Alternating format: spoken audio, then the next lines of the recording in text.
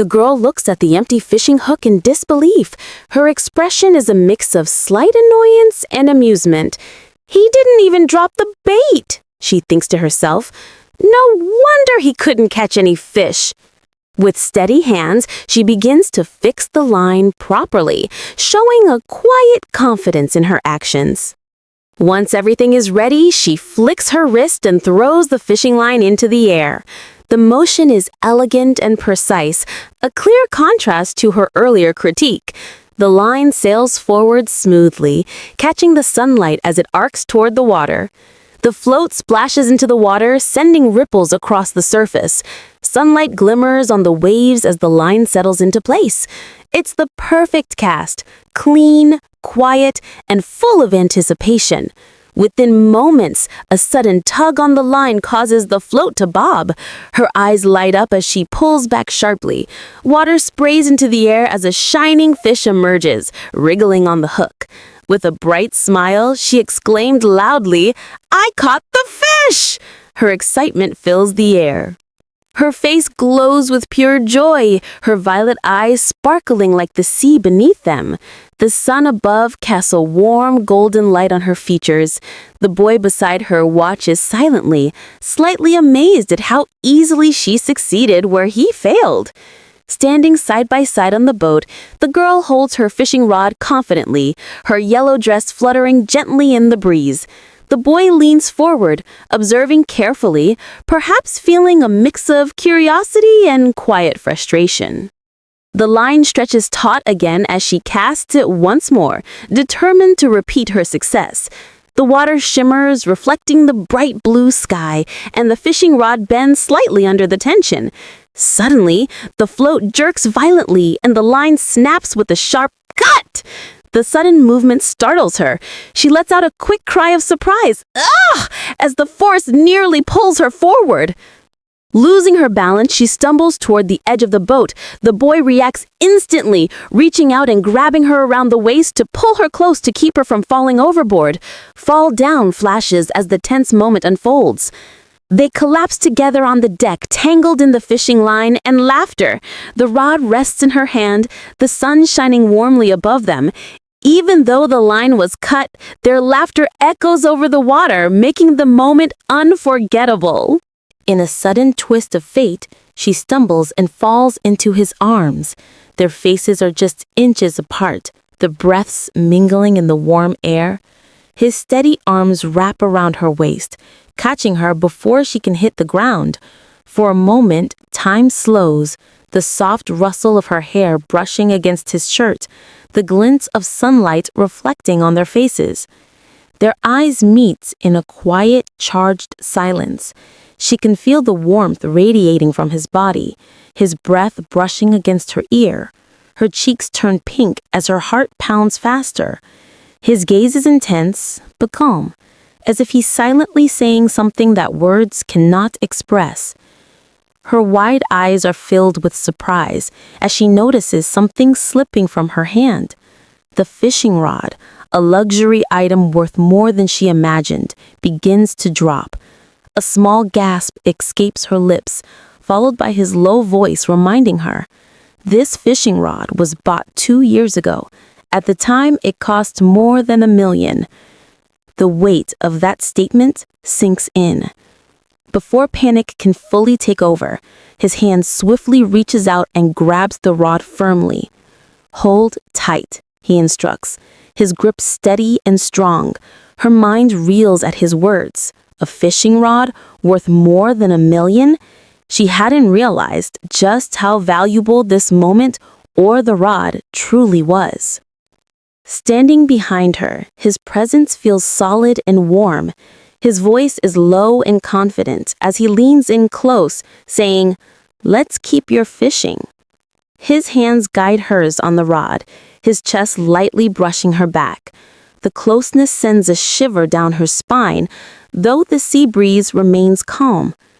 She sits on his lap, her yellow dress flowing softly in the wind. The warmth of his body is unmistakable, and though she tries to steady her breath, the closeness is overwhelming. His arms encircle her naturally, as if he's not just helping her fish, but holding her in place. His thoughts are darker and more intense than his calm exterior. Your body was inherently very sexy, he thinks to himself. Even just sitting like this, how can I control my body? The confession remains unspoken, but the way his fingers tighten slightly around hers betrays the storm within him. The wind gently plays with their hair. She bites her lower lip, sensing the tension between them. His breath is warm against her ear, his voice low and teasing, wrapping around her like a wave. Her own heartbeat echoes in her ears, faster with each passing second. He lets out a sly chuckle and whispers, "Do your job well. A fish costs 10,000. If you catch a few fish, you can hide for a few nights." His words are playful, but his tone carries a hint of something deeper. The sunlight casts a warm glow on their figures, making the moment almost surreal. She clenches her fist slightly, determination flashing in her wide eyes. "I always keep my promise," she declares, though her heart is still racing. "A fish costs 10,000. I'll just catch a little more." Her mind focuses on the task, but her cheeks stay flushed, betraying the emotions that linger in the air. He slowly lowers his head and leans against her shoulder, his dark hair brushing softly against her collarbone. His breath grows quiet and steady, the warmth of his body sinking into hers. For a moment, she freezes, caught off guard by how gentle and unexpectedly intimate the gesture feels. The world around them seems to fade, leaving only the rhythm of his calm breathing against her skin. She tilts her head slightly, her wide violet eyes blinking in confusion. A small question forms in her mind, echoing silently. Is he sleeping? The corners of her mouth twitch nervously, unsure whether to move or to let him rest. She isn't used to seeing him so calm, so unguarded. Carefully, she adjusts her position. Her hands move toward the fishing rod again, fingers tightening around the reel. She glances down at his still figure, then out toward the glittering ocean. The weight of the moment is delicate, like a thin string she doesn't want to snap. His hand, even in rest, instinctively reaches for hers. Their fingers overlap gently, his palm warm against her skin. The word "hold" seems to linger in the air, like a quiet whisper reminding her she's not alone out here. She lets out a soft exhale, shoulders relaxing slightly. A small "whew" escapes her lips. Though the situation is awkward, there's something oddly comforting about it. The breeze brushes through her hair as sunlight spreads across the deck, wrapping everything in a golden glow. He is fully asleep now, his head resting comfortably on her lap. His sharp features soften in slumber, his breathing slow and even. She looks down at him, a faint warmth blooming in her chest. It's strange, but she doesn't feel uneasy.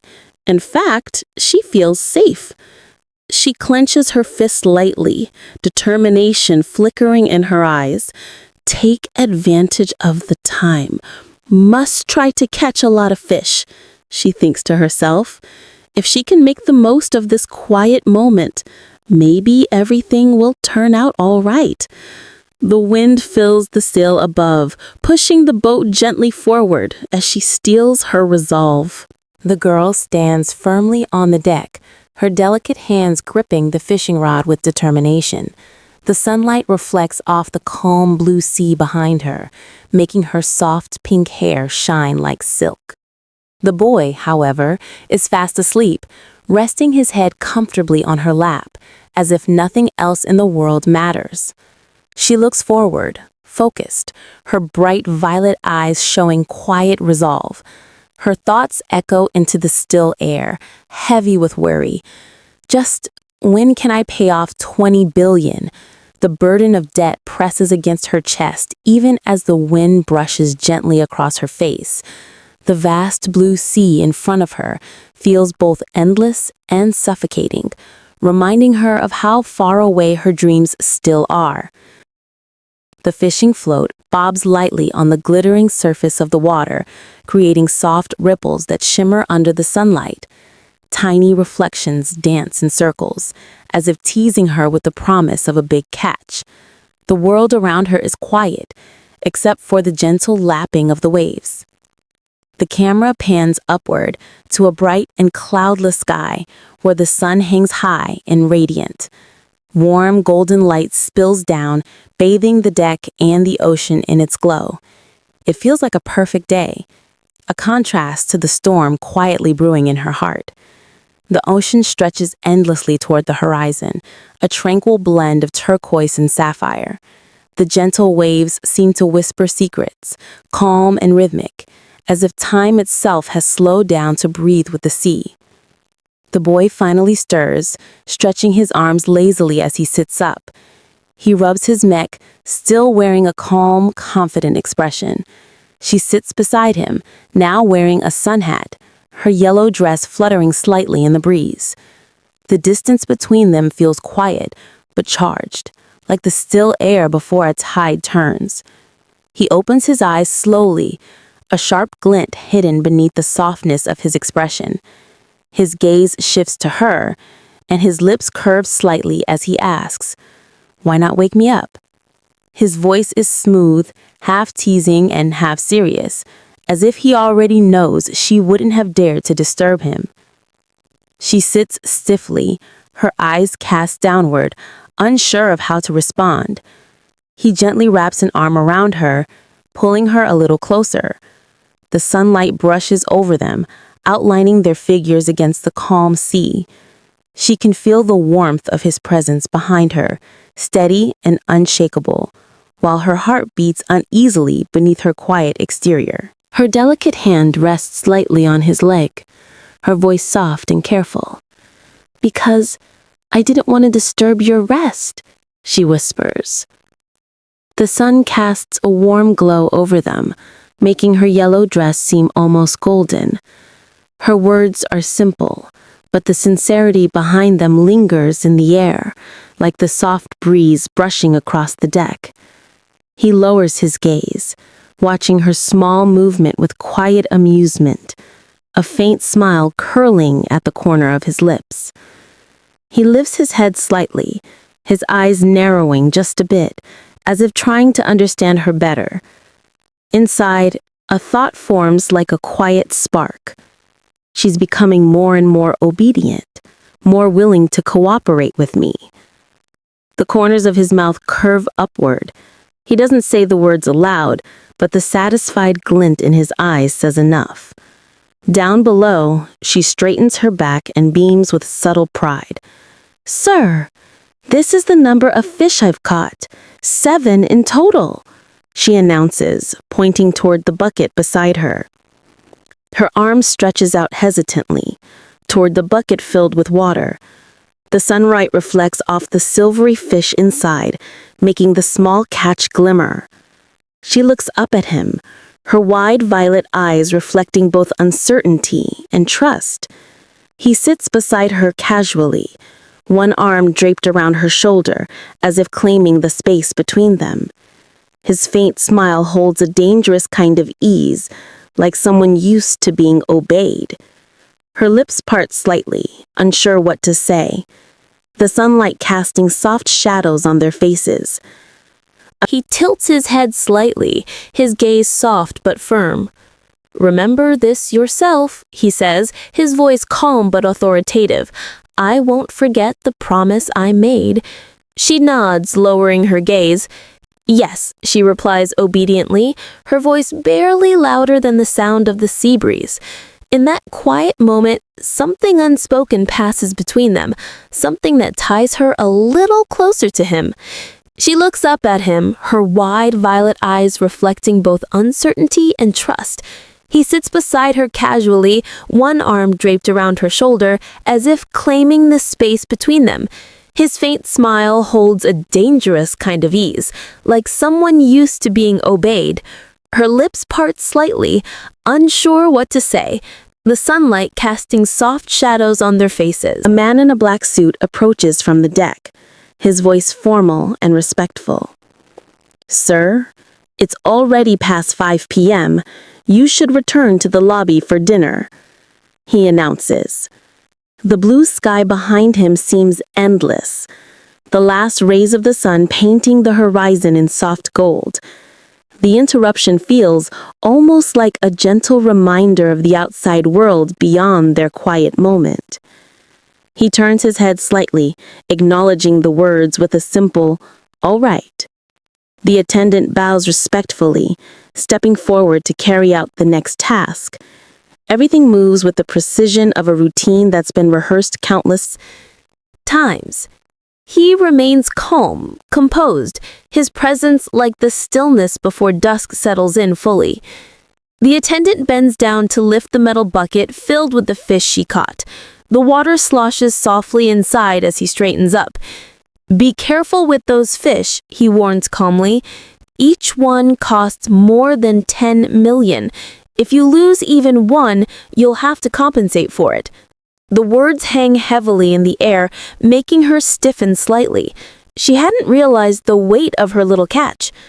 The man in black narrows his eyes ever so slightly, his thoughts slipping out in disbelief. This is just normal fish. How could it cost so much? Ridiculous. But his expression remains composed, the doubt only flickering silently in his mind. "I bought her fish." The young man's voice cuts through his doubt like a blade wrapped in silk.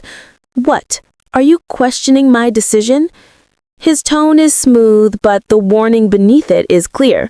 No one dares to oppose him. She lowers her head, cheeks flushed a soft shade of pink. Embarrassment seeps into every inch of her posture. His arm is still around her shoulders, and his smile is quiet but unmistakably proud. She presses her lips together, unsure how to respond to his bold display of possession. The warmth of his body beside her only deepens the flutter in her chest, a mix of shame, nervousness, and something she can't quite name. The man in a black suit stiffens instantly, his face paling as cold sweat breaks out on his forehead. His clenched fists tremble ever so slightly as he bows his head low. I don't dare," he blurts out, his voice carrying a mixture of fear and respect. The bright blue sky behind him is calm, but the tension in the air is anything but. In front of the man he's speaking to, no one dares to challenge or question an order. Sitting on the boat, the girl leans slightly into the warmth beside her. His hand gently rests on her head, his fingers threading lightly through her soft pink hair. "If you feel tired, then you should sleep a bit," he says, his voice smooth, calm, almost like a command hidden in a whisper. "I'll wake you up after arriving at the pier." His tone carries quiet authority, but also a kind of care she isn't used to receiving. Her heart stirs as her violet eyes lift to meet his. Her lips part slightly. She begins, but the words die on her tongue. The boat rocks gently with the rhythm of the sea. His arm rests protectively around her shoulders, making her feel both safe and uneasy at the same time. She clutches the fabric of her yellow dress lightly, unsure whether to pull away or lean closer. He lowers his gaze to her, a faint smile tugging at the corners of his lips. His expression is calm, yet there's a glimmer of something deeper in his eyes, an unspoken possessiveness. The way he looks at her makes it impossible for her to resist. He doesn't need to say anything more. His presence alone is enough to make her heart tremble. Finally, her long lashes flutter softly as her eyes close. She relaxes against him, her small frame leaning gently into his chest. The golden sunlight reflects off her hat and hair, making the moment feel almost serene. A quiet sigh escapes her lips as she drifts into sleep, the sound of the waves lulling her into a fragile peace. Time passes. Later, in a quiet room, she rubs her eyes groggily as she sits up on the couch. The soft fabric of the cushion presses against her palm. Her body is still heavy from sleep, and her hair falls in soft waves around her shoulders. She blinks slowly, trying to piece together where she is and how she got here. She lowers her hand and looks ahead. A soft, almost unguarded smile forms on her lips. Her violet eyes seem brighter in the warm light of the room, carrying a fragile kind of hope. The yellow dress she's wearing makes her seem almost like a ray of sunlight, soft, warm, and a little uncertain. A man dressed impeccably in a black tuxedo steps forward, bowing slightly in front of her. His movements are formal, elegant, and practiced, like a butler trained to perfection. She stiffens at the sight, her heart giving a small jump. His appearance is a reminder of the world she has stepped into, one that's far grander and far more dangerous than her own. She is guided to the dining room, where a long table has already been set. Plates of expensive dishes are neatly arranged, their aromas filling the air with a faint richness. A maid bows politely, placing the last dish in front of her. The girl sits upright, unsure how to react to the opulence surrounding her. The men in black stand quietly behind, their silent presence like a shadow over the lavish meal. Later that night, the soft glow of the room falls over her as she lies on the couch, fast asleep. Her pink hair spills across the pillow like silk threads, her breathing slow and even. Beside her, the man sits with an unreadable expression on his face. His gaze lingers on her calm, sleeping face, his thoughts hidden deep behind his sharp eyes. There's something possessive in his silence, something that makes the night feel both gentle and dangerous. The man in the black tuxedo stands upright, his posture as sharp as the crisp lines of his suit. A black bow tie is neatly fastened at his collar, and a golden pin rests against his chest like a mark of quiet prestige. His eyes are lowered in respectful composure, every movement calculated and precise. He is the image of a perfect butler awaiting an unspoken command. The polished marble floor reflects the light as his white shoes step forward in measured, almost silent strides. Each step echoes faintly in the stillness of the hall, announcing his arrival without a single word. His presence alone carries weight, subtle but impossible to ignore. The girl lifts her head slightly, her violet eyes widening in faint surprise. The butler, still formal and composed, turns his head in her direction. The soft sparkle in her gaze contrasts the butler's expressionless face. Though he says nothing, the gesture alone makes her feel the silent rhythm of the grand house around her. The door opens with a quiet click. A man dressed in a clean, white, high-neck sweater steps into the room, his tall figure instantly drawing attention.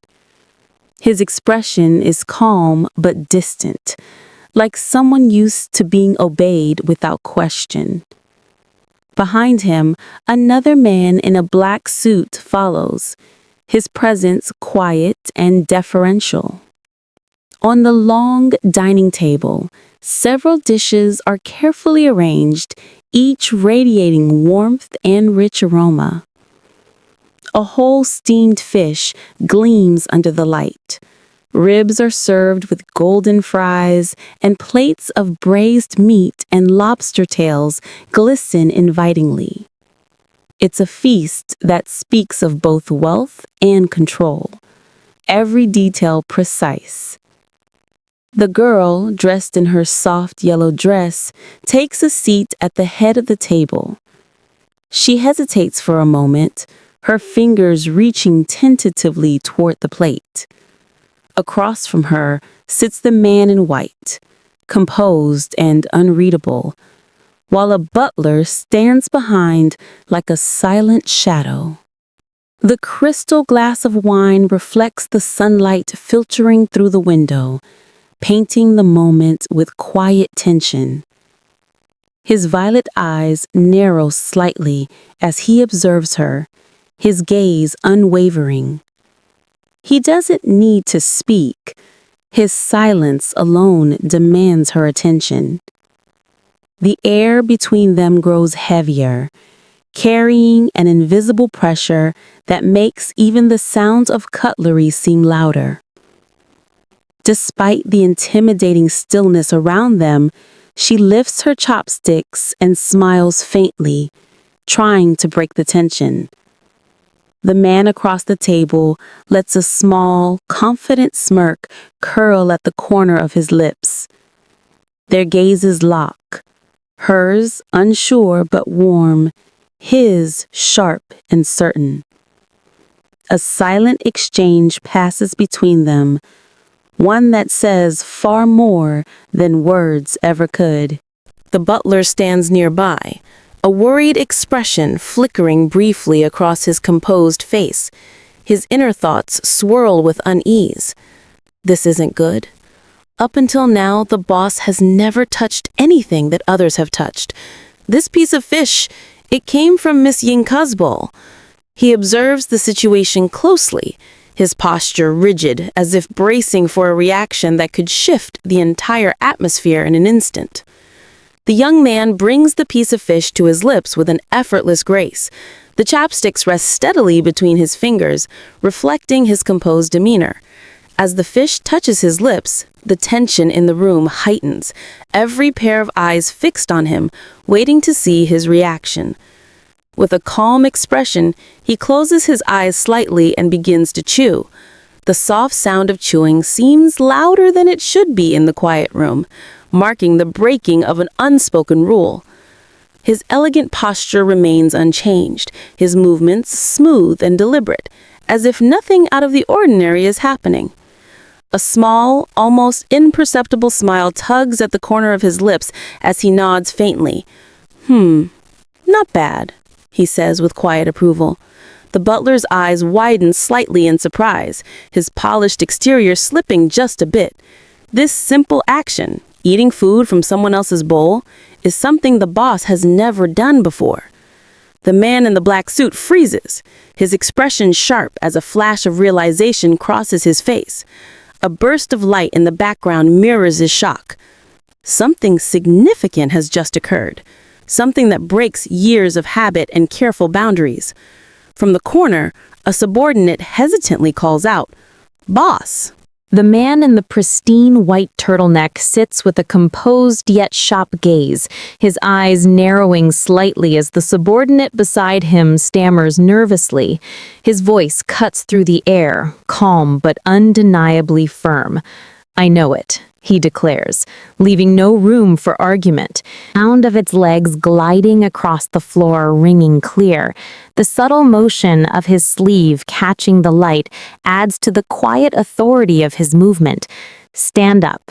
It's not just an action, it's a signal. Something decisive is about to happen. He strides toward the door with quiet confidence. His posture is straight, steps steady and calculated. Behind him, the suited man follows at a respectful distance, understanding instinctively that whatever comes next is beyond question or debate. Before leaving, he turns his head slightly toward the girl sitting at the table. His voice is low but commanding, the kind that lingers in the air long after the words are spoken. "You must be in bed when I return. Don't think about running away. I won't be happy with that." His gaze is sharp, but beneath it there's a subtle undertone, something more complex than just authority. Left alone, the girl grips the back of the chair lightly, her expression softening into one of quiet resignation. "I know it," she murmurs under her breath. The warm light from the window spills over her, contrasting the weight in her chest.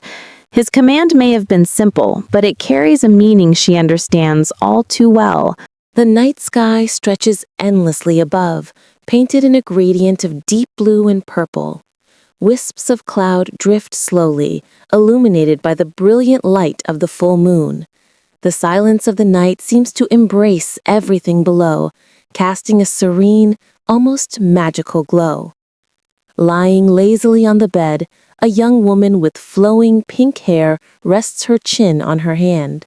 A soft lamp glows nearby, painting the room in warm, gentle light. Dressed in a delicate nightgown, she stares ahead absent-mindedly, as though lost in thought, her expression calm but distant. A glossy magazine lies open before her. Her eyes linger on the page, which shows a sharp, confident man's profile. The text beside it reads, Dikwa Corporation, the richest Donglin. This person, such a rich guy. She murmurs softly, almost in awe of the figure on the page. The man seems unreachable, like a figure from another world. With a small sigh, she gently places the magazine aside. Her slender fingers rest on the bedspread for a moment, as if weighing down her wandering thoughts, before she lets go of them completely. She slowly turns over, her long hair spilling around her like a soft cascade of silk. A faint smile plays at her lips as her gaze softens. The warm glow of the lamp frames her in a quiet, intimate moment. In the stillness, her heartbeat seems to echo softly in the room. Suddenly, the silence breaks as the doorknob turns. A hand reaches out, pale and elegant, gently pushing the door open. The air shifts, hinting at the arrival of someone unexpected. A tall man stands in the doorway, his eyes fixed ahead. His face is calm but unreadable, his lips pressed in silence. The air between them grows heavy, filled with unspoken tension. His sharp gaze seems to pierce through the dim room. Outside, the night breeze flows through the open window. The curtains billow softly like ghostly veils under the moonlight, filling the room with a quiet rhythm. The world feels suspended in this tranquil moment. The young woman is now asleep, her hair spread across the pillow like a soft halo. Moonlight washes over her face, tracing the gentle lines of her relaxed expression. Her breathing is steady and peaceful, as if she's finally let go of everything. Her legs shift slightly on the bed as she stirs. A faint sound escapes her lips. Ah! It's a soft, vulnerable sound in the quiet night, almost as if she's dreaming. The moonlight lingers, casting its gentle glow around her. The room is quiet, except for the soft whisper of the night wind. Under the dim blue glow of the moonlight, he leans closer to her. His face hovers just inches above hers, his expression unreadable but intense. She lies there peacefully, completely unaware of the way his presence bends the air around them. His hand hovers near her hair, as if both drawn in and restrained by something unspoken. Her eyes flutter open, still hazy with sleep, only to find his face so close to hers. A flush spreads across her cheeks, coloring them a soft pink under the moonlight. You? She whispers, her voice trembling. Her heart races as the realization sets in that he is not a dream. He's really here, right beside her. Before she can say anything more, he lowers his head. The distance between them disappears. Her breath catches as their lips meet, the world falling silent except for the sounds of their hearts pounding against the still night. Her wide, surprised eyes soften gradually, caught between confusion and a strange, inexplicable pull. Her thoughts are spinning uncontrollably. What's wrong with him today? She wonders, her heart hammering against her ribs. His sudden boldness is nothing like his usual composed self.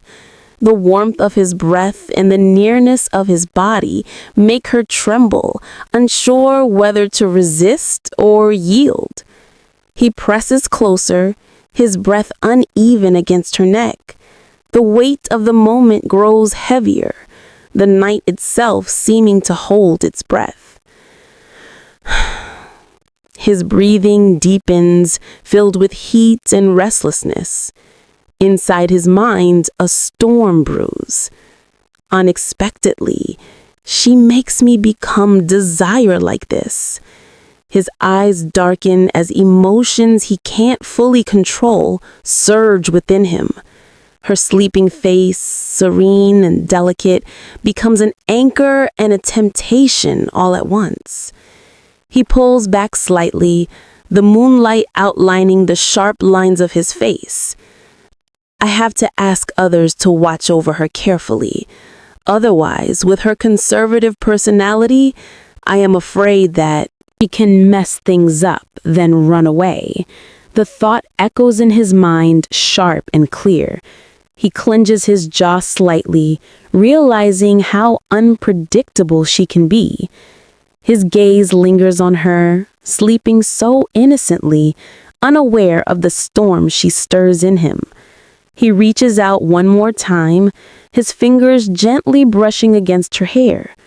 Her face remains peaceful, breathing slow and even, as if she's in a world far away from his turbulent thoughts. His touch is careful, almost reverent, betraying the softer feelings buried beneath his composed exterior. Stepping away from the bed, he covers his face with one hand, letting out a silent sigh. This girl's body is so sexy, makes others only want to eat. Tonight, afraid that I could hardly sleep well. He tilts his head back toward the window, the cool night breeze doing little to calm the heat swirling inside him. The first light of dawn begins to paint the world in faint shades of blue. The room is quiet, the cool morning air slipping in through the slightly open window. He sits up slowly from the bed, his shirt slightly wrinkled from the restless night before. Behind him, strands of her soft pink hair spill across the pillow like a gentle wave, catching what little light the morning offers. For a moment, he lingers there, looking down at her as if trying to memorize the peacefulness of her sleeping figure. The digital clock on the nightstand glows softly, 6:31 a.m. A quiet stillness wraps the room, broken only by the rhythmic ticking of time. Outside, the sun is beginning its slow climb, spreading light that seeps through the curtains, signaling the inevitable start of the day. Morning has come, but it feels too soon. Her long lashes flutter as she stirs, blinking into the light, her violet eyes open wide, and in an instant, her mind clears. She sees him beside her, their faces close, and realization hits like a rush of cold air. Her expression shifts from dazed to alert. A small gasp escapes her lips as the word "awake" echoes in her mind, loud as a shout. He's already looking at her, calm and composed, as if nothing is out of place. His voice is low and smooth, carrying a hint of something she can't quite read. Do you go to school today? Otherwise, stay here and wait for me to come back. He lies back against the pillow casually, his hair slightly tousled, his gaze lingering on her. To him, it's just morning. To her, it's a whirlwind of embarrassment and confusion. She jolts upright, clutching the blanket around her as if it's the only thing keeping her from falling apart. Her cheeks flush bright pink as she stammers, "I gotta go!" The words tumble out faster than her thoughts can keep up. Without looking back, she springs from the bed, a flurry of pink hair and soft fabric swirling in the morning light. Her steps are quick and light, almost like she's fleeing. The hem of the blanket wraps loosely around her, brushing against the floor as she rushes toward the door. Every step echoes her pounding heartbeat. She doesn't dare glance back at him. Not when her mind is a chaotic mess of warmth, embarrassment, and something she can't quite name. As she rushed out, her footsteps suddenly faltered, her brows furrowed, and a small thought bubbled up in her head. Wait, should I return the blanket to him? Her violet eyes blinked rapidly, caught between panic and hesitation. The cool morning air brushed past her flushed cheeks, but her mind was tangled in that one silly thought. She bit her lip, clutching the soft fabric tighter around herself, unsure whether to keep going or turn back. Before she could fully think it through, she turned and froze. The blanket slipped from her grasp, fluttering through the air. On the bed, he was lying there lazily, his well-toned body half exposed under the morning light. His gaze met hers with calm amusement, as if he had been expecting this. She gasped sharply. "Ah!" The sound burst out of her lips before she could stop it, cheeks burning as if set on fire. Flustered beyond words, she spun around and bolted toward the door, clutching the blanket tight again. Her long pink hair streamed behind her like a silken ribbon, her face glowing red with embarrassment. "What on earth am I doing?" her mind screamed. She didn't dare look back, not when her heart was pounding so hard she could hear it in her ears. Meanwhile, he sat up slowly, watching her retreating figure with a hint of mischief in his eyes. A low chuckle escaped his lips, growing into a soft laugh. Ha ha ha ha. The sound filled the quiet room, warm and rich, almost teasing. He leaned back against the pillows, clearly entertained by her flustered reaction. The heavy door swung shut behind her with a solid close. The echo lingered in the air, marking her escape. Outside the door, she leaned against the wall, clutching her chest, trying to steady her racing heart. Inside, his quiet laughter still hung in the room, mingling with the lingering scent of morning. The morning light streamed softly into the grand dining room, illuminating the neatly arranged table. A man sat at the head of it, dressed sharply in the tailored black suit, his hands adjusting the knot of his tie with quiet precision. Before him lay a simple yet elegant breakfast: pancakes drizzled with syrup, a croissant still warm, and a glass of milk. Yet his sharp violet eyes weren't focused on the food. His movements were practiced and composed, but there was a certain distant air to him, as if his mind was elsewhere. His hands lowered to his belt, giving one last check to his immaculate appearance. The sleek fabric of his suit caught the morning light, emphasizing every crisp line and edge. Every detail of his attire spoke of discipline and control. Nothing was out of place. His posture was straight, confident, yet his expression remained unreadable. This was a man who lived each day with purpose. The sharp click of heels echoed across the marble floor. A pair of slender legs, wrapped in soft pink heels, approached with quiet elegance. Step by step, the rhythm of her walk seemed to fill the stillness of the room.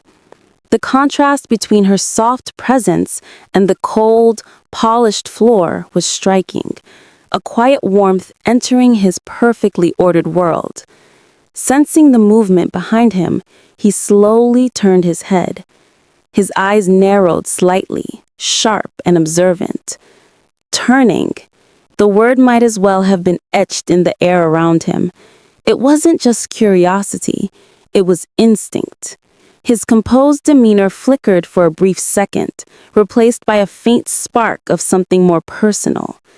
The soft fabric of her dress shimmered under the light. Her long pink hair cascaded down like a silken waterfall, catching every glint as she walked closer. The gentle curve of her shoulder was framed by delicate straps, her skin glowing faintly. It was a picture that seemed almost too delicate to belong in the structured world he lived in. And then she appeared in full view, standing gracefully, her lips curved into a soft, uncertain smile. Her off-shoulder white blouse was adorned with a single rose-shaped embellishment, paired with a flowing pink skirt that moved gently with each breath of air. Cherry blossoms seemed to bloom around her in an invisible breeze. Her violet eyes shimmered, bright and clear, like a spring morning. She tucked a strand of hair behind her ear. Her cheeks flushed a delicate shade of pink. Her heart raced beneath the soft fabric of her dress. She wasn't sure why she felt so nervous under his gaze, but she could feel it, an invisible thread tightening between them, pulling her closer, breath by breath.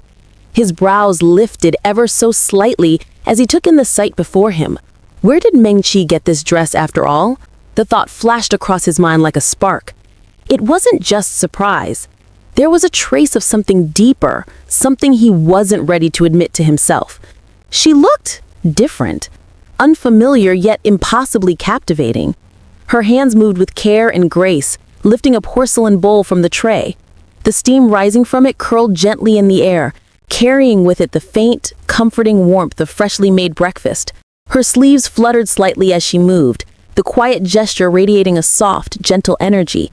She took a small step closer, her voice calm but tinged with a shy sincerity. "Sir, please have breakfast," she said, lowering her gaze slightly. For a moment, the usual distance between them dissolved into something softer, something almost fragile. The morning light wrapped around the two of them like a silent witness. The porcelain bowls clink softly as she places them gently onto the table. The sleeves of her pink dress flutter lightly with each movement, adding a delicate grace to the quiet morning. Across from her, he sits composed, dressed impeccably in a dark suit. The glass of milk before him catches the morning light, glowing faintly. The air between them feels calm yet strangely charged, like something unspoken lingers in the silence. As he watches her move, a thought crosses his mind, sharp and uninvited. If she dresses like this and goes out, that will attract a lot of attention. His brows furrow slightly.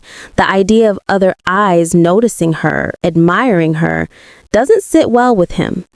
He looks away for a moment, trying to mask the flicker of possessiveness that surprises even himself. The ticking clock nearby feels louder in the stillness of the room. 7:10 a.m.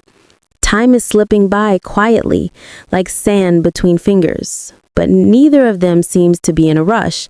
He tilts his head slightly, a faint, almost unreadable smile tugging at his lips. She rests her cheek on her hand, violent eyes narrowing with a trace of frustration. It's going to be late, but he's still, she mutters inwardly. His calmness, his unbothered composure, sometimes it unnerves her. The world seems to move quickly, but he remains unshaken, as if time itself bends around him. Her soft pink skirt brushes against the edge of the chair as she shifts in place. The untouched bowl of breakfast sits before her like a quiet witness. From across the table, his voice breaks the silence, cool and direct. "What are you sitting here for? Want to be late?" The question hangs in the air, laced with both irritation and a hint of something else. Concern, maybe. He wipes the corner of his mouth with a crisp napkin, his movements elegant and deliberate. His sharp violet gaze meets hers with a mix of amusement and authority. It's the kind of look that leaves no room for argument, even if his tone sounds casual. Startled, she shoots up from her seat. "No, I gotta go to school," she blurts out, her voice rising higher than she intended. Her cheeks flush as her words echo in the quiet room. The calm atmosphere shatters, replaced by the hurried beat of her own heart. The front gates creak open with a faint metallic sound, sunlight spilling through the iron bars. The morning air is cool and crisp, carrying the faint scent of fresh greenery. The day outside waits for no one. They step down the grand stone staircase together, his tall figure walking steadily ahead, her pink skirt swaying gently with each step. A sleek, black luxury car gleams under the sun, polished to perfection. The driver stands respectfully by the door, waiting for them to approach. It's a scene that feels both grand and intimidating. Her brows knit tightly as she stares at the car. This car is too luxurious. Her thoughts tumble over each other in panic. If others caught me going to school in this car, I don't know how many rumors would be spread then. The thought of the curious whispers, the stares, it's enough to make her stomach tighten. She lowers her gaze, her steps faltering ever so slightly, while he walks forward, unfazed by the weight of the world that seems to press on her. The young woman stands at the foot of the stairs, her pink dress gently swaying in the breeze. A delicate flower adorns her shoulder, but her expression is tense. Before her, a man speaks in a calm yet slightly reproachful tone, his words cutting through the silence. It seems you really didn't pay attention to the time. The weight of his words lingers in the air, making her lower her gaze in embarrassment. Facing him, she bites her lip, her eyes filled with guilt and hesitation. The man, tall and composed in his dark suit, looks at her with an unreadable expression, part disappointment, part curiosity. His hands are tucked casually in his pockets, while she struggles to find her words. She finally manages to whisper, her voice trembling slightly, as if afraid of what might come next. Elsewhere, one of the man's subordinates approaches him cautiously, speaking in a low, respectful voice. "Boss," he begins, "the entire Dongling city has only one car like this. It's too eye-catching." His tone suggests concern, perhaps even unease, as he glances toward his superior, awaiting a response. The two men stand side by side, dressed sharply in matching suits. The subordinate keeps his eyes lowered, careful not to overstep, while the man beside him remains silent, his expression thoughtful. The moment is quiet but heavy with unspoken authority. Whatever he decides, the others will follow without question. After a brief pause, the man finally speaks, his voice calm but firm. "Bring a normal car here." His commanding tone leaves no room for argument. The subordinate immediately nods in acknowledgement. "Yes," he replies. The sky above glows softly, the sunlight casting a gentle hue on the scene, as the woman beside him remains silent, watching him with a mixture of awe and confusion. The girl stood quietly beside him, her delicate fingers nervously gripping the hem of her dress. Her long pink hair cascaded over her shoulders, catching the sunlight in soft glimmers. The man beside her, tall and imposing in his dark suit, exuded a calm authority that made her feel both safe and intimidated. A few steps away, another man, his subordinate, bowed respectfully, waiting for his orders. The air between them was filled with silent understanding, one that needed no words to convey who was in control. The subordinate lifted his gaze slightly, his expression softening into one of mild astonishment. This is the first time, he thought, watching his superior's calm but uncharacteristically gentle demeanor. The first time he's ever gone to such lengths for a girl? He's actually pampering her. Like this? A faint smile tugged at the corner of his lips, the thought lingering as he realized just how much this woman had unknowingly affected his boss. Time passed, and the scene shifted to a grand cityscape. The towering red brick buildings of Dongling City rose proudly against the blue sky, sunlight glinting off their windows. The streets below bustled with quiet movement, cars gliding past and trees swaying gently in the wind. It was a new day, a moment of calm before the next chapter in their story would unfold. At the entrance of one of the grand buildings, the girl stood beside a white car, her soft voice breaking the stillness of the morning. "So, I go first," she said, her tone laced with a mix of nervousness and determination. The light reflected in her eyes hinted at the uncertainty she felt, yet she gathered her courage, ready to face whatever awaited her. The car gleamed under the gentle sunlight as she opened the door and slipped inside. Its sleek design reflected both simplicity and elegance, a stark contrast to the luxury vehicles that usually surrounded him. From above, the scene looked peaceful. A young woman, a modest car, and the quiet promise of a journey that had only just begun.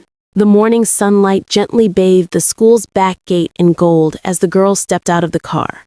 Her soft pink hair shimmered under the light, flowing down her back like silk.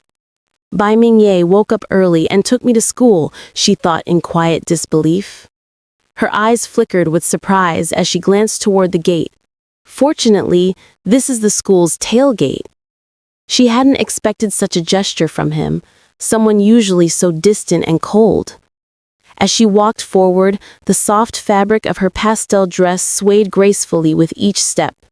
The morning breeze carried a faint warmth, but her heart felt oddly uncertain. She lowered her gaze, murmuring inwardly, "Could it be he has such kindness?" The thought lingered, fragile and strange like a dream she dared not trust. Inside the sleek black car, Bai Mingye sat in silence. His expression was calm, almost unreadable. The driver turned slightly, breaking the stillness. "Boss, it's still very early. Do you want to go to the company right now?" he asked carefully, unsure of his employer's mood. The morning air outside contrasted sharply with the composed, cool atmosphere inside the car. Bai Mingye didn't answer immediately. His gaze drifted forward, thoughtful and reserved. The faint reflection of sunlight glimmered against his suit as he adjusted his tie with deliberate precision. Everything about him, his posture, his silence, his measured breathing spoke of restraint. But behind that calm exterior, there was something unspoken, perhaps even uncertain. Finally, a faint light flickered in his eyes. He turned slightly toward the window, watching the girl's figure disappear through the school gates. A small, almost imperceptible smile curved his lips, one that never reached his eyes. Then, with quiet composure, Bai Mingye leaned back in his seat. Whatever reason he had for driving her that morning, he kept it locked behind his steady gaze, as unreadable as ever. The golden gleam of an elegant wristwatch caught the morning light as Bai Mingye lowered his gaze to check the time. The clock's hands pointed precisely to the early hour, its face refined and polished, much like the man wearing it. With a calm, measured tone, he uttered a single word. "All right." His voice was low yet commanding, leaving no room for hesitation. Leaning back against the leather seat, Bai Mingye's sharp eyes reflected the soft glow streaming through the car window. A faint, confident smile touched his lips as he spoke, his tone casual but laced with authority. Upon returning, he instructed, "Ask them to change a little bit about the working time of the company." His voice carried an effortless power, the kind that made every word sound like an unspoken rule. The driver, glancing at him through the rearview mirror, immediately straightened, awaiting further orders. Bai Mingye adjusted his posture slightly, crossing one leg with quiet composure. His expression remained unreadable, but there was a trace of satisfaction in his tone as he continued. "Start working at 8 a.m. and quit work an hour earlier later on." The decision seemed impulsive, yet behind it was a deeper motive, subtle and perhaps even tender. Though his words were directed at the company, one couldn't help but wonder if they were also influenced by the girl he had just dropped off moments ago. The morning sun shone brightly over the campus, its golden light spilling across the tall red brick buildings. The sky was painted with soft clouds, drifting lazily above, and the air carried a quiet calmness that only early hours could bring. Birds fluttered across the treetops that framed the view, their soft chirping blending with the distant hum of students arriving. The school looked dignified and serene, its stately architecture standing as a silent witness to countless stories unfolding within its walls. Inside one of those brick buildings, a girl with long, flowing pink hair stood before a dark wooden door. The nameplate above read Literature Association. Her hand hovered for a moment, hesitating slightly before she gripped the handle. The corridor around her was quiet, almost echoing her unspoken thoughts. Taking a steady breath, she pushed the door open, ready to step into a new chapter of her day, perhaps even her life. A soft breeze filters through the open doorway as a young woman with flowing pink hair steps gracefully inside. Her presence seems to brighten the entire room. A gentle smile plays on her lips, and the sunlight reflects off her shimmering dress. The sound of light laughter, ka, echoes, adding a touch of warmth and liveliness to the moment. Her outfit is elegant yet dreamy. A delicate off-shoulder top paired with the flowing pink skirt that glimmers softly as though sprinkled with stardust. A thin ribbon tied around her waist enhances the fairy tale aura. She stands there, looking radiant, as if she stepped out of a magical storybook. Two friends nearby can't help but stare in admiration. The boy, wearing round glasses, looks surprised but impressed, while the girl in the black swag shirt smiles brightly. "Wow, this dress you're wearing looks very nice," the girl says, her voice filled with genuine awe. "You look like a little fairy." The young man with the glasses holds out a thick blue folder, his expression turning serious yet encouraging. "You're also finally here. Take the script and the contract, then go find Mr. Bei Ming." The girl with the pink hair freezes for a moment. Her wide violet eyes reflect her unease, and the word hesitant lingers over the air like a whisper of her doubt. She begins softly, her voice faltering. But before she can say anything more, the young man urges her again. "I see Mr. Bei Ming respects you. You'd better do this. You also don't want to see all our efforts in the past month go to waste, do you?" The folder is pressed gently but firmly into her hands. His determined smile gives her the push she needs. She meets his gaze, still uncertain, but now with the spark of resolve.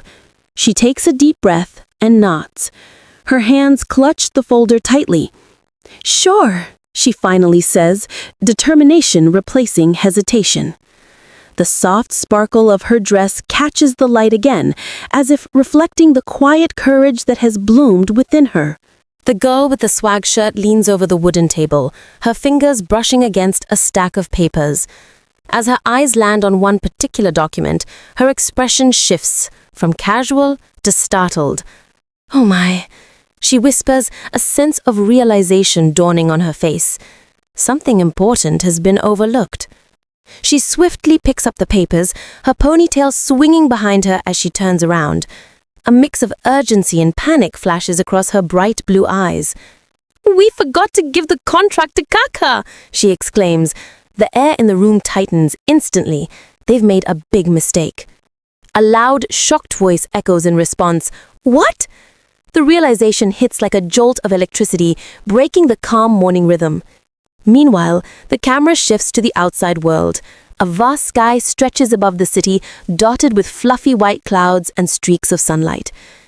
Tall, sleek skyscrapers rise proudly, their glass windows gleaming under the warm daylight.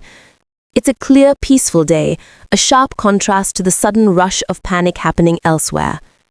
The perspective zooms in closer to one of the buildings.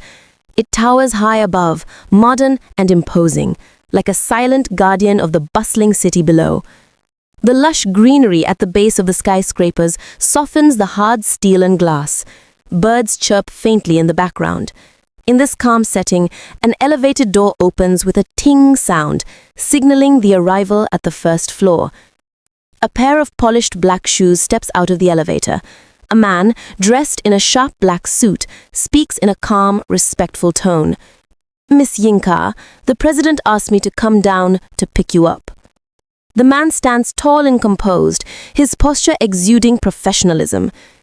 He looks at the pink-haired girl and continues, "The next time you come here, you can go directly from the VIP elevator to the 28th floor." She listens quietly, the reflection of the pristine building lights shimmering in her eyes. The air in the lobby thickens with whispers. The two women in uniform exchange stunned glances, their eyes wide as they take in the sight before them. One of them leans slightly toward the other, voice trembling with shock. The president even asked Mr. Yi Yang to come here to pick her up? Could it be she really belongs to him? Their words hang in the air, laced with curiosity, disbelief, and a hint of envy. Their eyes linger on Mr. Yi Yang, the president's most trusted man. To be personally escorted by him, that was a privilege only a chosen few had ever experienced. Their expressions betray a mix of awe and unease. Deep down, they know this means she isn't just anyone. Mr. Yi Yang's calm and authoritative voice cuts through the low murmur. If this lady comes to find the president next time, he declares firmly, then no appointment will be needed. Just take her directly to the president's office. His words fall like a heavy stone into a still pond, sending ripples of shock through everyone present. He stands tall in his immaculate black suit, exuding quiet power. The two women look up at him with widened eyes, their backs instinctively straightening. This level of treatment, it confirmed everything they feared or perhaps secretly admired. Yes, they answer in unison, their voices trembling slightly but firm. Respect and tension fill the air. They dare not question the command, not when it comes from someone of his rank, someone so close to the president. A new presence enters the scene, the girl with the soft pink hair and bright violet eyes. Her steps are gentle but steady, a quiet grace around her. She stands next to Mr. Yi Yang, who leads the way with unwavering composure. The contrast between her delicate aura and his commanding presence is striking, like a flower walking beside a shadow of steel.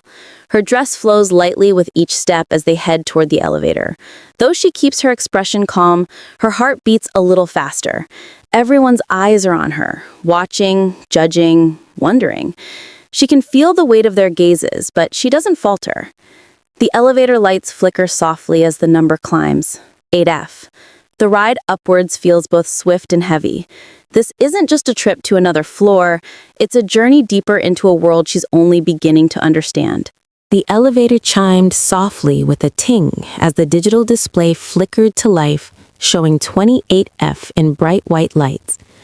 The quiet hum of the machine faded, signaling that they had reached the top floor, a place where power and prestige resided.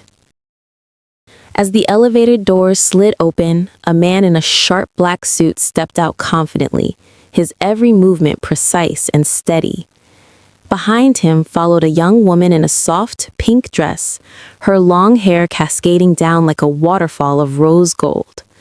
Clutching a folder to her chest, she walked with quiet grace, though a hint of nervousness lingered in her eyes. Her gaze swept across the elegant reception area, taking in the atmosphere of authority. I thought big bosses used to prefer a sexy secretary by their side, she mused silently, surprised at how ordinary and composed the people here seemed. It wasn't what she expected from a powerful corporate empire. Standing before the sleek front desk, the woman in pink waited politely. Behind the counter, a professional-looking receptionist typed efficiently, not even glancing up. The air felt almost too calm, the silence filled only with the faint tapping of keys, a contrast to the flurry of thoughts running through her mind. Sunlight streamed through the enormous glass windows, filling the room with warmth and clarity. Beyond the panes, the sky stretched wide and blue, dotted with faint clouds that drifted lazily above the city. From this height, the world below looked distant, almost unreal.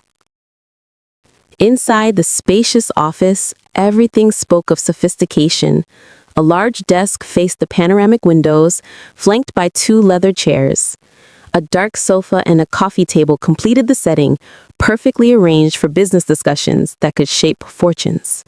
The air was still, as if waiting for something or someone to break the calm. From the towering glass walls, the view outside was breathtaking. The city sprawled far beneath, cars like tiny dots, buildings shimmering in the sunlight, and patches of green peeking between the streets. Looking down, it was easy to feel both awe and a sense of insignificance before the towering heights of ambition. As the sunlight streamed down from the clear blue sky, Dong Lin looked up, her long pastel hair shimmering faintly in the light. From above, the sight was serene and dreamlike. If one were to gaze down at her, it would look exactly like this. A graceful figure standing amidst the reflection of the clouds, her eyes wide with quiet curiosity. Her soft pink dress swayed gently with the breeze, the delicate ribbon at her waist fluttering like a whisper.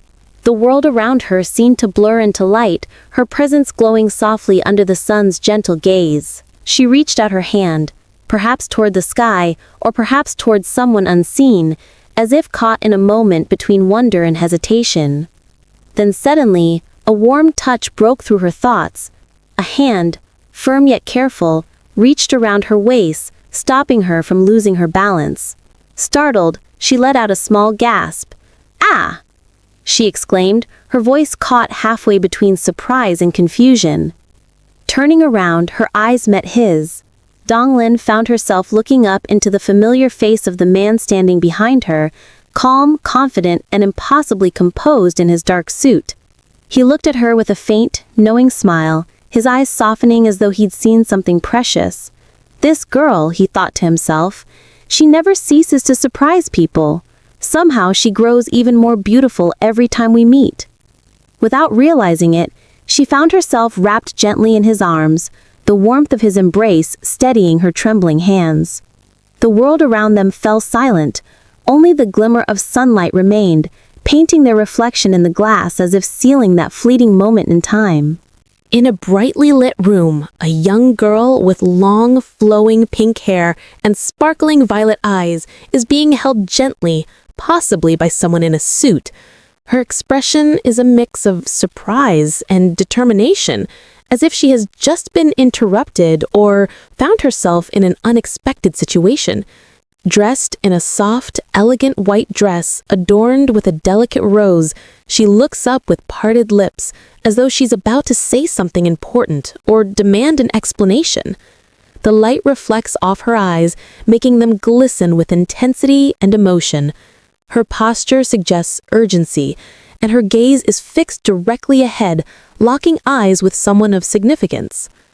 The scene shifts to a conversation between two characters. A speech bubble from off-screen reads, "My leader said you want to meet me." The words are direct but respectful, possibly spoken by the pink-haired girl from the previous panel. Below this, a man with dark navy hair looks slightly downward, his expression calm but thoughtful. Only part of his face is visible, but it's clear that he wasn't expecting this encounter. He simply replies with a quiet, almost hesitant, "Oh," as if processing the moment or realizing the importance of this meeting. The atmosphere is quiet and tense, suggesting that something significant is about to unfold between the two. Under the soft glow of romantic light, a tall man in a sharp suit leans in close to a delicate young woman with long, flowing pink hair. His hand gently lifts her chin, his fingers brushing against her skin with confident tenderness. Their eyes lock, his gaze intense, hers wide with curiosity and a hint of uncertainty. He exudes authority, charm, and mystery, while she appears caught off guard, heart fluttering as she stares up at him. Their closeness hints at something deeper, a tension that lingers in the air, heavy and unspoken. The words, "Come close," linger in the corner, like a whispered command, setting the tone for what's to come. This moment feels like the beginning of a complicated yet passionate connection. Now the focus narrows to just him.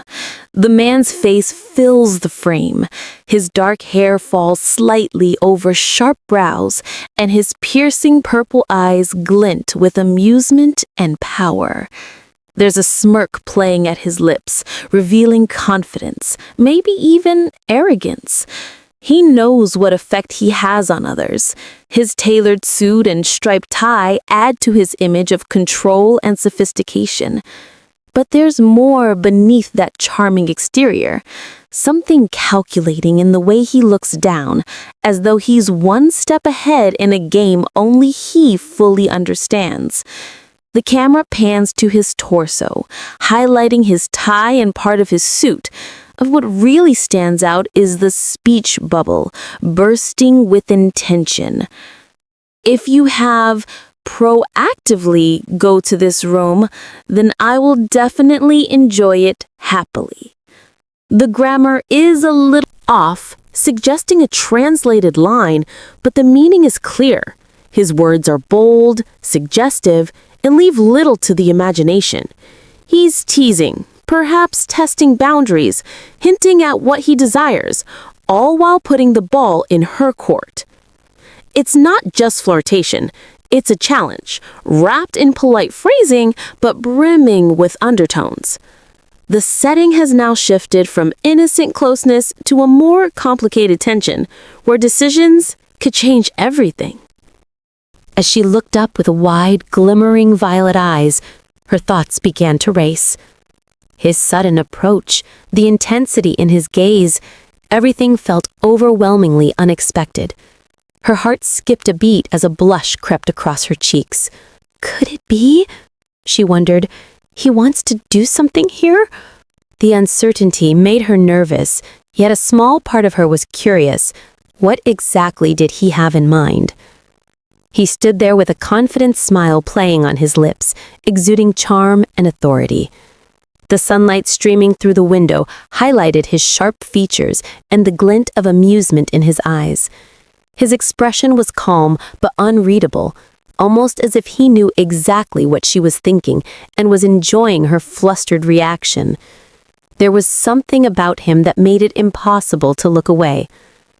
Breaking the tension, his voice rang out, firm, composed, and tinged with impatience. Don't look so bewildered. My time is very precious. Do you let me see the script or not? Snapped back to reality by his words, she quickly nodded, her voice small but certain. Sure. Though his tone was demanding, she couldn't deny the flutter in her chest. It was clear this man wasn't here for idle conversation. Something was about to begin. The scene opens with a close-up of a young woman bathed in soft light, her expression filled with excitement and admiration. Her long, flowing pink hair cascades gently over her shoulders, and her sparkling purple eyes radiate a sense of inspiration and joy. She looks upward with a bright smile, clearly captivated by something or someone just out of frame. Her delicate off-shouldered white dress and pink choker add a touch of elegance to her gentle demeanor. Standing close to her, a tall figure in a black suit can be partially seen, suggesting a moment of important connection or approval. The atmosphere is warm and hopeful, as if she's on the verge of something big. In a spacious and modern office flooded with natural light, the pink-haired girl stands confidently before a large window, holding a thick blue folder close to her chest. Her face is earnest and serious, yet her eyes still shimmer with passion. She speaks with determination, addressing a man seated in front of her, saying, "I based on your opinion and add a few climax details. It won't be too ridiculous, but it will definitely attract viewers." Her dress, soft and elegant, mirrors her vibrant spirit, while the calm blue sky behind her symbolizes the limitless potential of her ideas. The man, dressed in a dark business suit, listens intently, his focus entirely on her proposal. It's a pivotal moment, one where creativity meets professionalism, and ideas begin to take form. The man remains seated in his sleek black office chair, legs crossed in a composed yet thoughtful posture. Dressed impeccably in a tailored dark suit with a striped tie, he exudes authority and intelligence. In one hand, he holds a thick script or manuscript, flipping through its pages with quiet concentration. His other hand rests near his chest, indicating he's deeply considering her proposal. Just in front of him stands the girl, her dress catching the light and sparkling subtly, adding a sense of magic to the otherwise serious business atmosphere. The script may very well be the project they've been working on together, one filled with emotion, creativity, and now the promise of success. In the quiet of the night, the room is dimly lit by a soft blue glow. A young woman sleeps peacefully, her long hair cascading gently over the pillow. Beside her, a man lies awake, his gaze fixed tenderly on her face. His expression is unreadable, somewhere between protectiveness and quiet longing. The world outside is silent, but in this room, a storm of emotion seems to stir. Morning light filters through the window, illuminating the composed figure of a man seated comfortably in a chair. Dressed in a crisp suit and tie, he exudes confidence and quiet authority. With a slight smile playing on his lips, he tilts his head thoughtfully, his eyes sharp and calculating, as if he's already 10 steps ahead in whatever game he's playing. With a quick, decisive motion, a hand snaps a folder shut. The bold word script is written on its cover. From off-panel, a cheerful voice responds with ease. No problem. The action is swift but filled with determination. Something important is being set in motion. A soft sigh escapes the young woman's lips as she closes her eyes. Her delicate features are serene, yet tinged with weariness. A small puff of air drifts out as the word sigh lingers in the air. Whatever weight she's carrying, it's clear it's heavy on her heart. The woman stands in front of the man's large office window, clutching a folder tightly against her chest. Sunlight pours in behind her, casting a warm glow. She looks at him with a mix of worry and determination. The thing is, how will you make this movie? She asks, her voice filled with both hope and doubt. The man leans back casually in his chair, his eyes narrowing slightly, amused by her directness. The man adjusts his suit jacket slightly as he begins to speak with calm assurance. We talked to the movie company before. We're planning to invite one of the 2 famous stars and add a few new actors. The cost won't be too high. His words are calculated, his tone steady. Every move already planned. Her eyes widen as she flips through the folder in her hands. Oh my! There's no contract here, she whispers to herself, in disbelief. Her grip tightens on the blue folder, and a chill of panic flashes across her delicate features. Something crucial has gone missing. The woman lowers her gaze, speaking almost to herself. And the contract, I left it at my friend's office. Should I ask her to bring it here? Her hands clutch the folder nervously as the tension in the room thickens. It's a small mistake, but one that might change everything.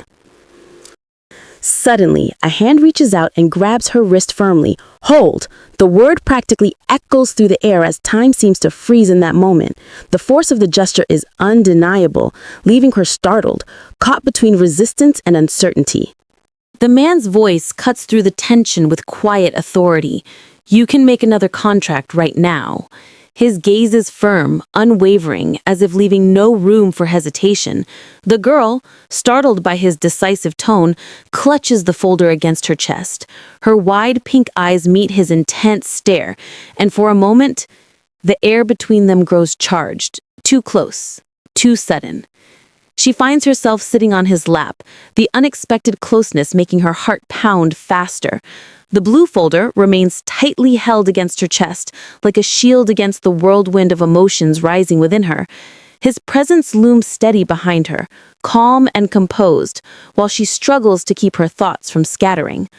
A laptop sits on the desk, its screen glowing softly. A blank document waits to be filled, empty yet brimming with unspoken possibilities. The crisp blue and white interface reflects a moment of decision, as if the story of their deal is about to be rewritten from the beginning. Her thoughts race as she stares at the screen. I still remember the terms of the contract, but she thinks silently, her eyes narrowing with quiet determination. Behind her, the man watches with an unreadable smile, his presence both reassuring and intimidating. He seems to know she'll take the leap. Her fingers hover over the keyboard, then begin to move. The sound of typing fills the silent room as she starts to recreate the contract from memory. The man stands close behind her. His dark suit contrasts with her pale dress, their proximity unmistakable. The word think lingers like a whisper, guiding her through each clause she recalls. His voice is calm, almost too casual, but the weight of his words is undeniable. I will invest you 3 billion yuan, he declares. The promise hangs heavy in the air, sealing their fates together. She pauses, hands frozen above the keyboard, the reality of what he just said sinking in. Outside, the city stretches endlessly, but inside this room, everything narrows to just the 2 of them, and the future they're about to sign into existence. A faint smile plays at the corners of his lips as he speaks with quiet arrogance. "I'm not interested in works that cost only a few million like this," he says, his voice smooth but sharp. "Moreover, this is a movie of Digwa Corporation. But only invest a few million? Are you going to make a joke of the country?" His tone is calm, but the weight of his words crushes the air between them. He looks down at her like someone used to making decisions that change everything. Before she can react, he leans in close, so close she can feel the warmth of his breath brush against her ear. His arm snakes around her shoulders with a possessive ease, drawing her slightly back toward him. Her eyes widen, caught between shock and confusion as his deep, amused voice lingers just behind her. It's an embrace that feels both dangerous and intimate, leaving her heart pounding erratically. Her voice trembles, but her words come out with determination. "I want to be with you and think of how to invite Nangong Lee to come. I want him to be the main character of this movie." The room feels suddenly smaller, her confession spilling out like a fragile promise. He leans in even closer, his breath brushing against the soft skin of her neck. Without warning, there's a slight bite, a teasing, deliberate touch meant to make her shiver. "Ah," she gasps, her body stiffening as the unexpected sensation sends heat rushing to her cheeks. The air grows heavy, the world narrowing to the space between them. His eyes lower to meet hers with a dangerous gleam, dark, sharp, and intoxicating. The look he gives her is one that doesn't need words. It's as though he's claiming the moment, pulling her into a game where he always holds the upper hand. "Do not use this expression to seduce me in the workroom," he says, in a low, suggestive tone, his smile just barely tugging at his lips. "If you want to make me more excited, you can continue to do it." His shameless words hang in the air, burning against her ears like fire. "You shameless!" Her face flushed bright red. Her hands press against his chest in a rush of flustered panic, and she pushes him back with all the strength she can muster. But his calm, confident smile doesn't falter for a second. If anything, it grows as though her reaction was exactly what he expected. In a quiet, dimly lit office, a girl with long, soft, pink hair sits in front of a laptop, her eyes focused intently on the screen.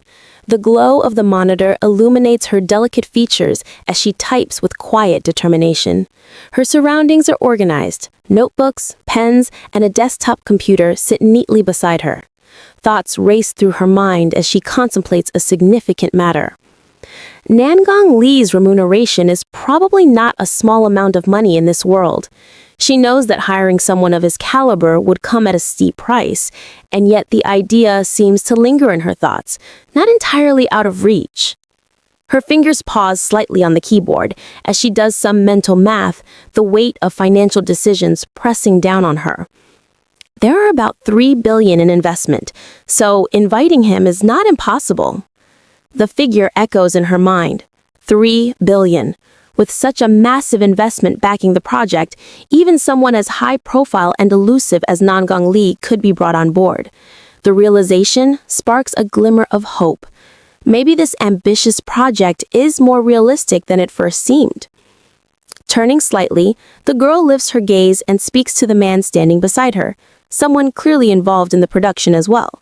Her expression is serious, thoughtful, and laced with curiosity. "So, how much dividend can our film crew get in this investment?" Now that the budget and potential casting are on the table, she wants clarity. It's not just about hiring a star, it's about ensuring that the crew, the lifeblood of the film, gets their fair share of the profits. She's not just dreaming, she's planning smart. In the silence of a tense moment, thoughts flicker like candle flames in the mind of a calculating observer. He watches her carefully, This woman who, despite the fear in her eyes, never forgets her purpose. Even in the face of uncertainty, she remains sharp, turning a moment of weakness into opportunity. Her fear does not paralyze her, it fuels her. He can't help but marvel at her ability to think on her feet, to bargain and negotiate even in a vulnerable position. This woman, he thinks, even though she's scared, still doesn't forget to take advantage of it to make more profit for her film crew. The air between them is thick with a mixture of tension and fascination. He leans in closer, his cool, confident gaze locked on her. Dressed impeccably in a tailored suit, his fingers gently lift her chin, in a gesture that is both controlling and oddly tender. She doesn't pull away, though unease trembles in her posture. Her pink hair cascades like silk, brushing against her shoulders as she looks up at him. He smiles, a calm, unreadable smile that hides as much as it reveals. There is a strange intimacy in their but beneath it lies a negotiation, a test of power, and a silent challenge waiting to unfold. Breaking the silence, he begins to speak, not with sweet words, but with numbers and conditions. His tone is steady, his terms ruthless, yet fair in a businessman's world. If it earns money, your side will get 30% of the royalties from the commission, he declares. But if there's a capital loss, if money is lost on the script writing or production, then your side shouldn't expect to earn anything either. How does that sound? His words hang in the air like the final clause in a contract. There's no room for sentiment here, only cold negotiation. It's clear now. He respects her not because of her beauty or fear, but because of her sharpness. And he's offering a deal not out of kindness, but because he knows she's worth betting on. In a bright, cheerful atmosphere filled with soft pinks and floral sparkles, a girl with long pink hair beams with joy. Her eyes are closed in a happy squint, cheeks flushed as she laughs warmly. Clearly excited, she confidently declares, "So let's decide like that!" Her positive energy and enthusiasm light up the scene, suggesting an important decision has just been made, one that she's wholeheartedly in favor of. A sleek black printer sits atop a wooden desk, humming as it prints out an important document. The paper slowly emerges from the tray, and the bold word "contract" becomes visible on the page. The seriousness of the moment contrasts with the previous lightheartedness, hinting that the decision just made is now being formalized. Something official is happening, something that could change everything. In a modern office overlooking the city skyline, a tall man in a suit stands beside a seated girl. The same pink-haired character from before, now looking much more serious and slightly tense. The man glances back at her with a businesslike expression and instructs her with authority. "You will sign here with the nominal of your film crew." She stares at the document before her, the weight of responsibility settling in. The mood has shifted from excitement to a sense of formality and obligation. This contract isn't just hers alone. It involves her entire team. In a sleek, modern office filled with tension and quiet ambition, a man dressed in a sharp, dark suit confidently pushes a contract across the desk. The document stops just in front of a young woman with long pink hair and an elegant, soft pink dress. She looks calm, but her presence hints at something deeper, perhaps determination wrapped in grace. The narrator's voice cuts through the silence. With the leader's personality, having a piece of cake suddenly falling from the sky, he definitely won't miss this opportunity. This isn't just a deal, it's a rare chance, one that the leader is all too eager to seize. Without hesitation, the woman picks up the pen. Her fingers, delicate yet steady, glide across the paper as she signs her name, Xia Qing. There's no doubt in her hand, no tremble. She knows what she's doing and what this agreement might cost or gain her. The moment is quiet, but the sound of the pen moving against paper feels thunderous, marking the beginning of something important, perhaps life-changing.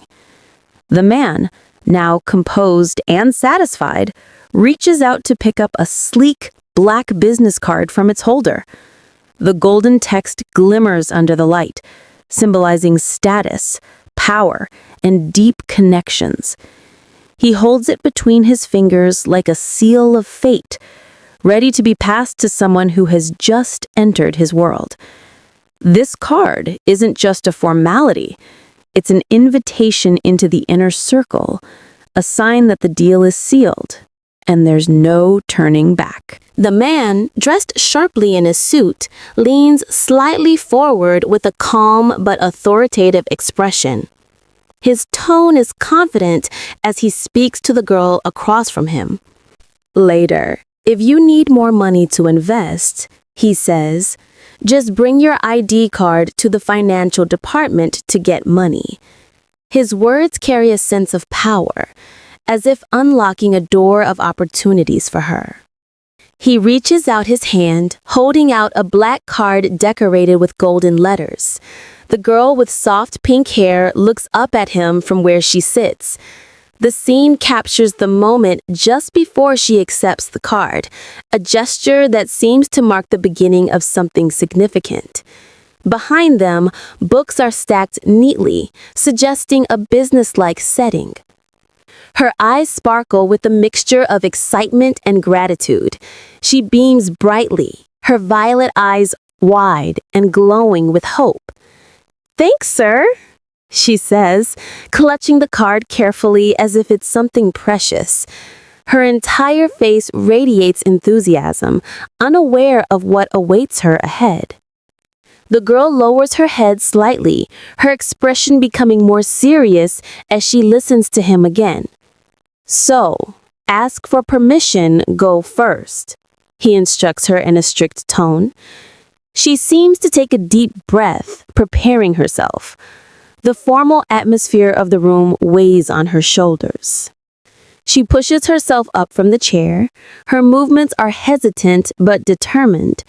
The long pink skirt she wears flows softly as she rises. The girl straightens her back and turns slightly. Her wide eyes show surprise, as if something unexpected has caught her attention. The light from the large windows shines behind her, creating a glowing backdrop. Suddenly, everything shifts. A loud "ah" bursts from her mouth as she stumbles. Papers scatter into the air around her, swirling like snowflakes in the wind.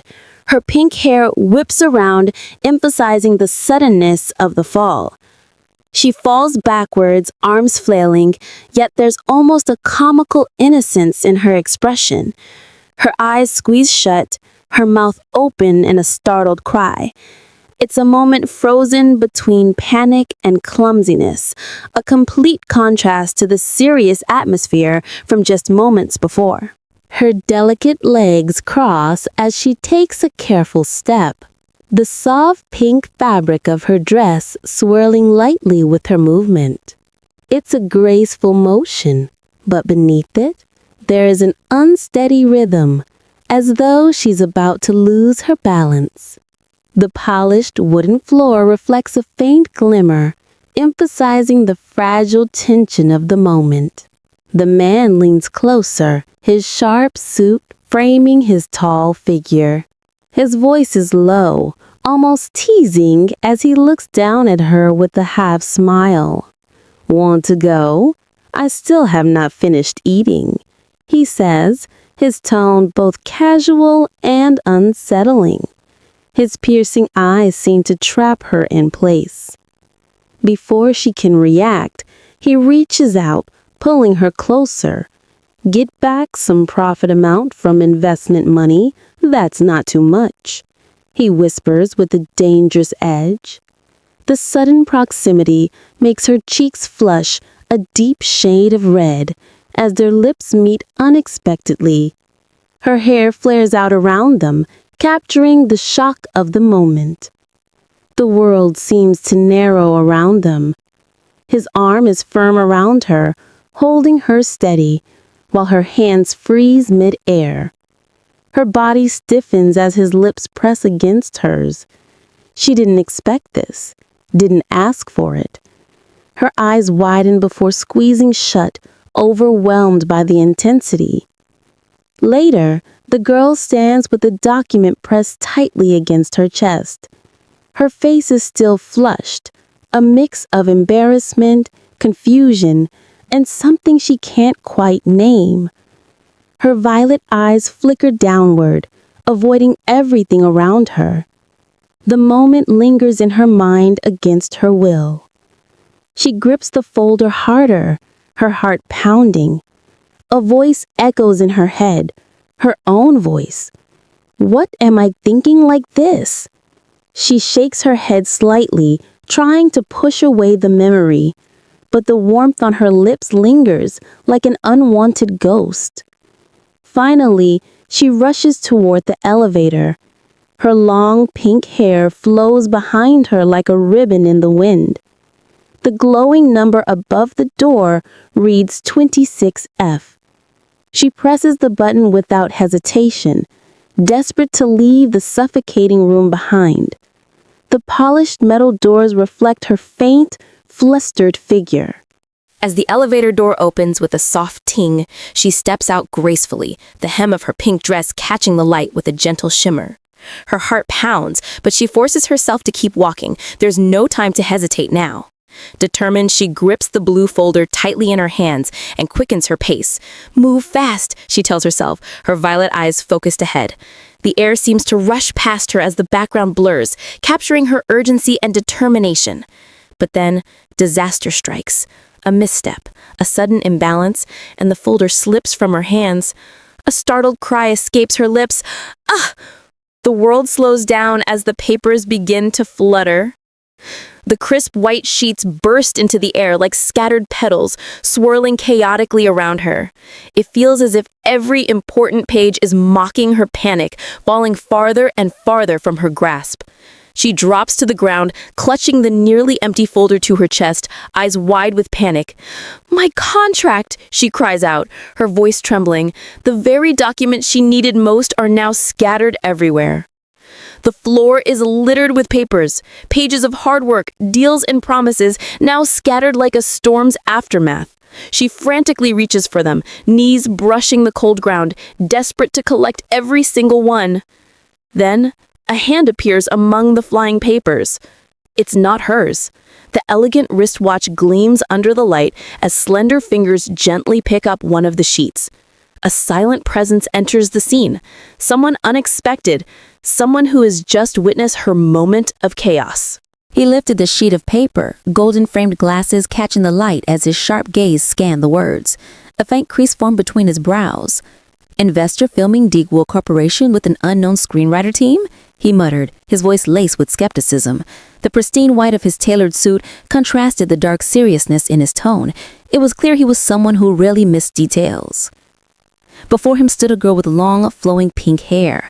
She looked up nervously, clutching her blue folder tightly against her chest. The power dynamic was unmistakable.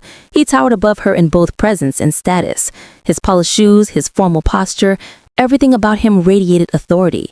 She, in contrast, looked small, almost out of place in this cold corporate space. Gathering her courage, she spoke up, her tone polite yet anxious. "Sorry, I was not careful just now, so I bumped into you. This is my stuff. Could you give it back to me?" Her hands hovered hesitantly between them, not daring to snatch the paper away, but desperate to retrieve it. Her eyes flickered with a mix of embarrassment and urgency. She wrapped her arms around the folder protectively, her delicate sleeves flowing down like soft ribbons. The way she held it close to her chest said everything. This was something important, something she couldn't afford to lose. The man lowered his eyes to meet hers, his expression unreadable but firm. His voice carried a weight that made her straighten instinctively. "What's your name?" he asked coldly. It wasn't just curiosity, it was an interrogation. "I am In Ka," she replied quickly, the words tumbling out in a rush. "I'm a member of Yi Fei's workroom. Sir, please give it back to me. I gotta go now." Her lips curved into an uneasy smile, but her eyes betrayed discomfort. She didn't want trouble. She just wanted to leave. He straightened slightly, his posture even more imposing now. "I am the finance minister of Digol Group, Bai Ming Xuan," he declared, his voice deep and authoritative. "Did the president tell you that after finishing the discussion, you would come to my workplace to take the money?" The air between them grew heavier. It wasn't just an introduction, it was a reminder of who held power here. Her heart skipped. She hadn't expected to run into him, the man whose signature could make or break entire projects. She clenched the folder tighter as the reality of the situation sank in. "Yes, Mr. Baiming said that," she finally admitted softly, her fingertips brushing her lips as if trying to hide her nerves. "Later, just bring my identity card to the finance department to get the money for investment." Her wide violet eyes glimmered with awe and a hint of relief. This was the man in charge. Meeting him so suddenly felt overwhelming, almost unreal. Her delicate fingers tightened around the folder in her arms. Her pink hair framed her worried face as she processed his words. "ID card?" His deep voice echoed in her mind, making her pulse quicken. She wasn't expecting this kind of formal procedure, but it only reminded her that this man wasn't just anyone. He was someone who controlled the flow of money and power in this building. His cool, sharp eyes softened slightly as he looked at her. Adjusting his golden-rimmed glasses, he spoke in a calm but firm tone. "Like this, it's almost the end of business hours," he said slowly, his voice low and steady. "Let's have dinner together. You and I will clarify this matter. The investment for this project is not small." Every word was deliberate, leaving no space for refusal. He wasn't just making an offer. It was an instruction wrapped in politeness. Her violet eyes widened slightly. Dinner. She hadn't expected this sudden turn of events, but looking at him, she could tell this wasn't an inappropriate invitation, it was business. Still, her heart raced at the thought of sitting across from this powerful man. Gathering her courage, she nodded gently and said, "So, I'll wait for you downstairs." The girl hugged the blue folder closer to her chest and gave a small nod of agreement. A soft blush spread across her cheeks as if she was still trying to process everything. She didn't want to appear flustered, but the warmth creeped. Her face betrayed her calm facade. She turned and walked toward the elevator. Her pink dress shimmered faintly under the office lights, leaving behind a faint trace of elegance.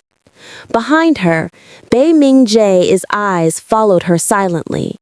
His sharp features softened just a little as he watched her leave, her back straight, determined, and just a little fragile. There was something about her presence that he couldn't ignore. Bei Ming-jae and this girl. Good, a voice echoed from behind. It wasn't spoken aloud, it was more like a private thought. Someone else had noticed the interaction, and it was clear this budding connection wouldn't go unnoticed for long. In another part of the building, a tall man with a serious face sat in a large office.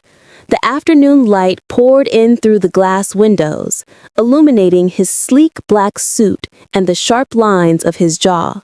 His fingers moved with practiced ease across the keyboard. The air in his office was heavy, a place where business decisions shaped futures. The door creaked open slightly. Open, a familiar voice entered the room, smooth, carrying a hint of amusement. "Here, do you want to film?" the voice asked lightly. The question, though simple, carried layers of meaning beneath the surface. "So what?" The man behind the desk raised his eyes slowly, his violet gaze sharp and unwavering. It wasn't just a response, it was a challenge. His voice was low, calm, but carried a quiet warning not to interfere. The figure in the white suit stepped fully into the room, leaning casually but confidently against the bookshelves. "Here, do you want to film?" he asked, tilting his head slightly, eyes glinting behind golden frames. "Recently, aren't you very busy with other projects? You still have time to film?" The tension between the two was palpable, like two forces quietly testing each other's boundaries. The tension in the room was subtle but undeniable.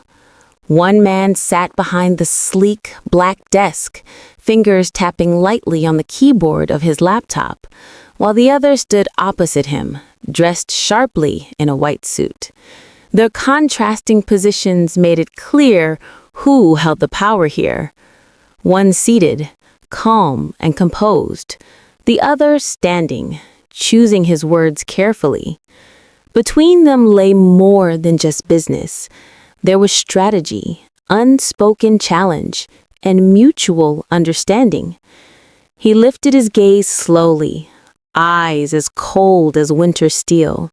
His tone carried no warmth, only quiet authority. "So, are you free?" The words cut through the silence like a blade, simple but layered with meaning. His violet eyes narrowed slightly, testing the man standing before him. He wasn't asking, he was measuring. The man in the white suit chuckled softly, trying to ease the tension with light humor.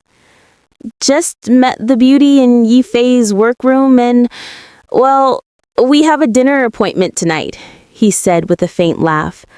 He pushed his golden glasses up the bridge of his nose and added, "Anyway, this is the first time Dequal Group enters the film industry. I want to learn a few more things."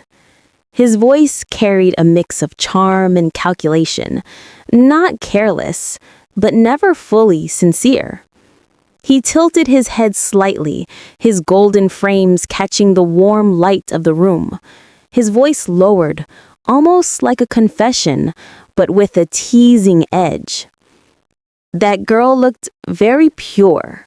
I was also curious." "It's like seeing a clean apple, untouched.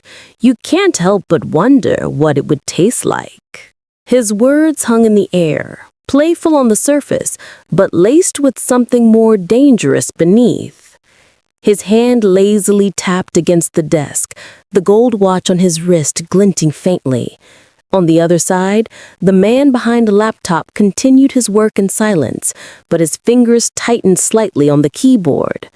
The mood shifted, becoming heavier, a quiet storm gathering between two powerful men with very different intentions. The sound of typing echoed softly in the office. Tap, tap, tap. His hand hovered over the sleek keyboard of the laptop, but his eyes are darkened. His voice came out low, calm, but sharp enough to pierce through the air. "This is my woman," he said, the words crisp and cutting. "Before I lose interest, don't touch her." It wasn't a request.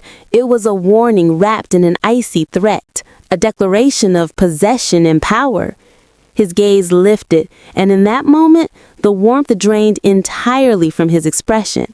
His violet eyes narrowed, the corners of his mouth curving slightly, not into a smile, but into a silent warning. Every inch of him radiated authority and danger. He didn't need to raise his voice. His silence was louder than any shout could ever be. The man in the white suit leaned back slightly in his chair, a faint, knowing smile playing on his lips. He adjusted his golden glasses, looking far too relaxed for someone who'd just been warned.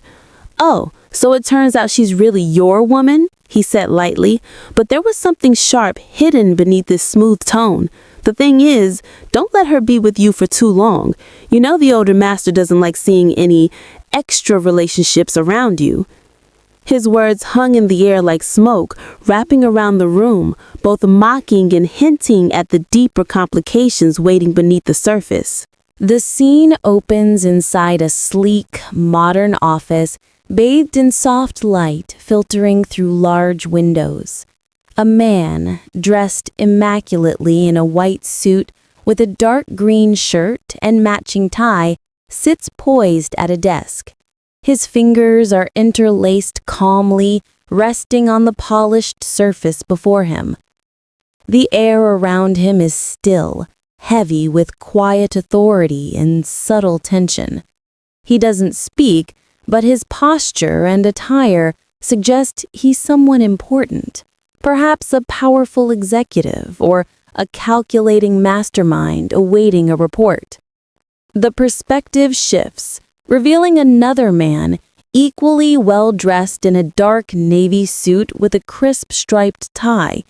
His expression is casual, but carries a trace of arrogance as he sits at his own desk, framed by the tall glass windows of a high-rise office. With a faint smirk, he speaks, his words shockingly callous. "It doesn't important, just she's still clean and I still not bored playing her." The cruelty in his statement revealed his manipulative nature. This isn't just business for him, it's a twisted game. The sky outside is bright and blue, in stark contrast to the dark undertones of the conversation. The camera pans slightly, focusing more on the man at the desk. He continues typing on his laptop, nonchalant, as though he hadn't just uttered something so dehumanizing. His sharp suit fits perfectly, his movements precise and confident. The city skyline outside the window stands tall and quiet, unaware of the schemes unfolding within these glass walls. The man seems entirely immersed in his own agenda, unfazed, as if the lives he toys with are merely numbers in a game he's yet to tire of.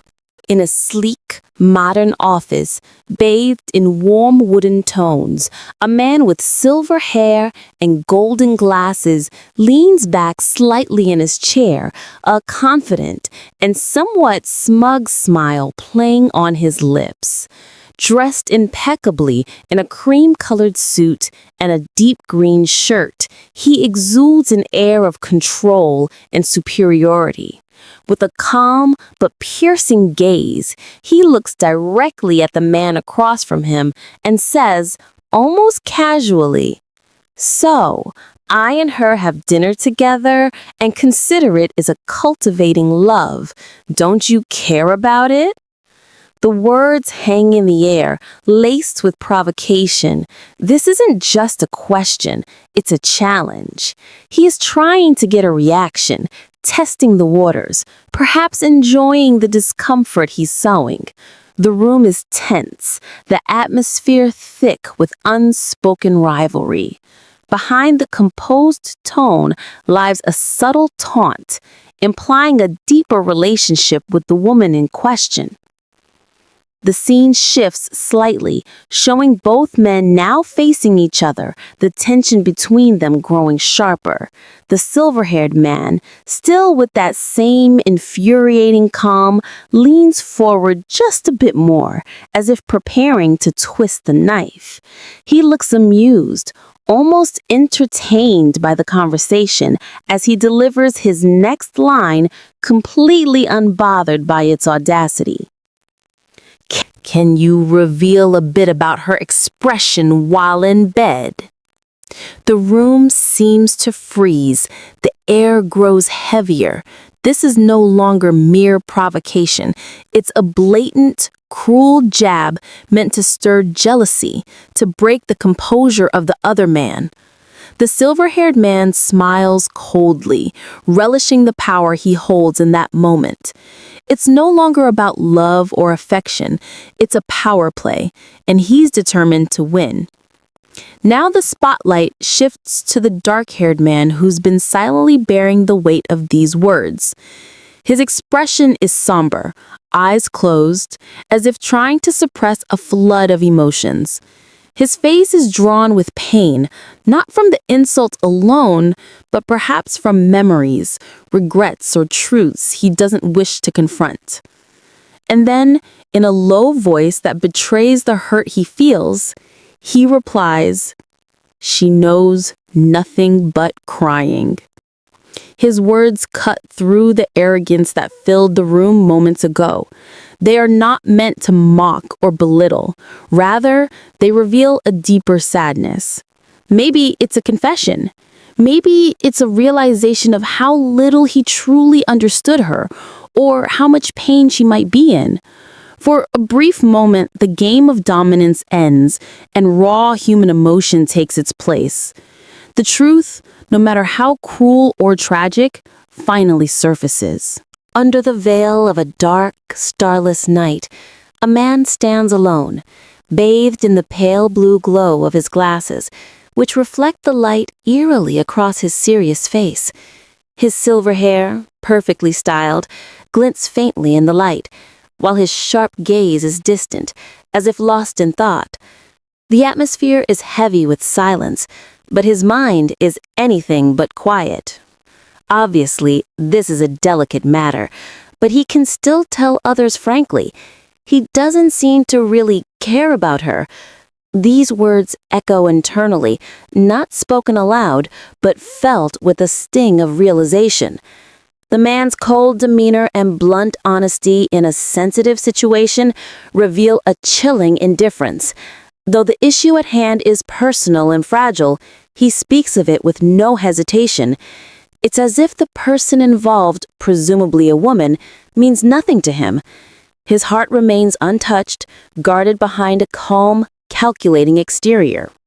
The man slowly rises from his seat, movements graceful and deliberate, as though every motion has been carefully rehearsed. His white blazer is crisp and clean, the green shirt beneath adding a quiet elegance to his look, perfectly complemented by a sleek black tie and a decorative brooch at his chest. The polished wooden floor beneath him reflects the shadows he casts, grounded yet symbolic of the secrets that lurk beneath the surface. The simple action of standing up seems to carry weight, as if he's preparing to address something important, or perhaps someone significant has just arrived. The word "stand up" emphasizes this moment, not merely as a physical action, but as a turning point. It's a shift in pace, a cue that something meaningful is about to unfold. Now, upright and composed, the man speaks at last, his tone calm and professional, yet tinged with quiet authority. A polite smile lingers on his face as he looks ahead, golden-framed glasses resting perfectly on his nose. "The person that the elder master has asked you to search, have you found?" His question, though seemingly casual, hints at a larger story in motion, one involving orders from a powerful figure, the elder master, and a mysterious search for someone whose identity is yet to be revealed. The phrasing is formal, suggesting that the man speaking is used to operating in hierarchical environments, perhaps within a wealthy or influential family. Despite his composed demeanor, there is tension beneath his words, the kind that comes when waiting for an answer that could change everything. In the stillness of a quiet morning, a man dressed in a pristine white suit adjusts his collar with calm precision. His movements are deliberate, refined, almost ritualistic. The subtle gold watch glints under the soft light, hinting at his taste for elegance and order. He prepares himself not just for another workday, but for a moment that feels significant. The sharp line of his jacket and the composed expression on his face suggests that he is no ordinary figure. He is a man of power, of control, and of purpose. Fingers glide across the keyboard swiftly but with practiced ease. Each keystroke seems to echo with meaning, as though every word typed carries the weight of a decision not easily made. The screen glows with a soft hue, illuminating the hand of the same man, now seated, working intently. The world outside may move on, but in this moment, time bends around his focus. This is not just typing, it's strategy being forged, decisions being finalized, and control being maintained. Suddenly, he pauses. His violet eyes, sharp and thoughtful, stare out the window at the city skyline. He's alone in a towering office, the sun casting a clear light on his chiseled features. A question hangs in the air. Perhaps someone has just asked him to act, to strike. But his answer is calm, unwavering. "Not yet," he says, his voice firm. Not out of hesitation, but because he knows timing is everything. His gaze hardens with resolve. He's not waiting out for fear. He's waiting for the perfect moment. As he turned to leave the room, a confident smile curved his lips. The light caught the edge of his glasses as his hand brushed against the wooden door. "So, I will have a meal with that beautiful woman," he declared with a hint of pride in his voice, as if victory already belonged to him. Without another word, he pushed the door open and walked away, his back straight, his steps filled with self-assured charm. Meanwhile, in another place, a man sat quietly, the room heavy with silence. He leaned back in his chair, fingers intertwined thoughtfully before his lips. The cigarette between them burned slowly, its thin line of smoke curling into the air. His eyes, cold and calculating, hinted at the storm brewing within his mind. His gaze hardened as he exhaled, smoke drifting around him like mist. "Having a meal with another man without my decision," he muttered, his tone low and dangerous. Then his lips twisted into a cold smile. "You are so brave." The words were sharp, half amusement, half threat, carrying the quiet fury of a man not accustomed to defiance. The ember at the end of his cigarette glowed faintly as he lifted it again. His expression remained unreadable, but the tension in the room was palpable.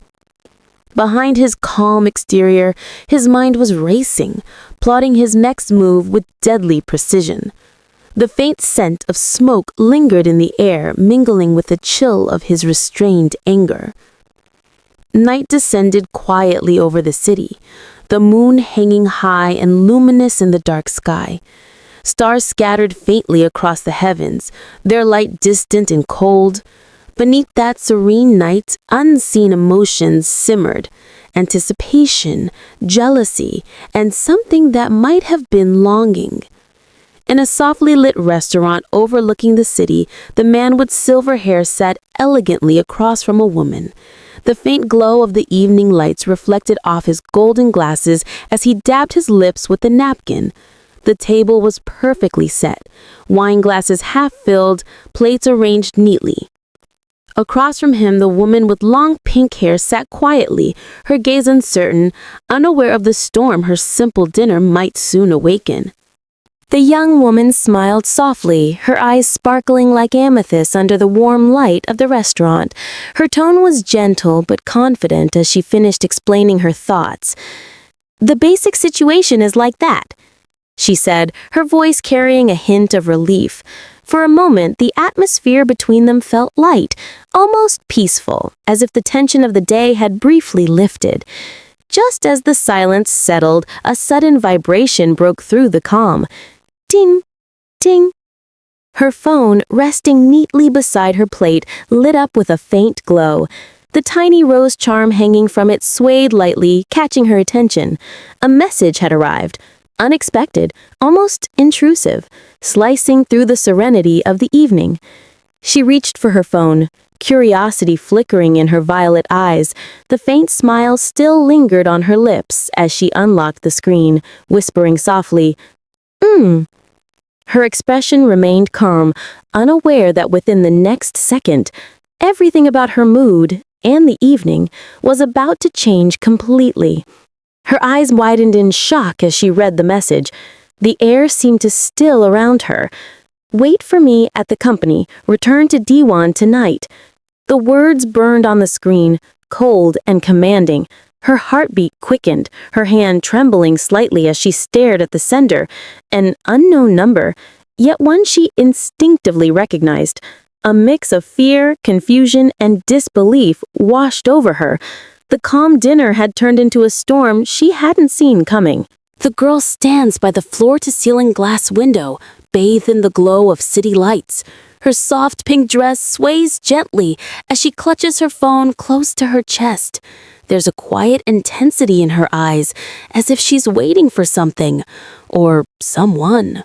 The world outside is sparkling, but her focus is entirely elsewhere. From behind, her long hair cascades down her back like silk. She looks ahead determinedly, the empty rooftop stretching out before her. In the quiet night air, a thought escapes her lips. If already here, why not get up there together? It's both an invitation and a quiet challenge. Suddenly, she turns around, only to be met with a familiar figure. A tall man with silver hair and sharp glasses stands confidently in the doorway, a faint smirk playing on his lips. She gasps in surprise, eyes wide, and exclaims, "Why are you—" Her shock fills the air like a spark. Her grip tightens on her phone as she instinctively steps closer, her face lifted toward him in confusion and disbelief. The contrast between his composed presence and her flustered reaction is striking. The space between them feels charged with unspoken words. Then, in one swift motion, his hand reaches out and catches her wrist firmly. "Hold!" The word seems to echo through the moment. Her eyes widen further, not just from the touch, but from the certainty in his action. It's as though he refuses to let her slip away. The elevator door opens with a soft chime, the number 1F glowing faintly above it.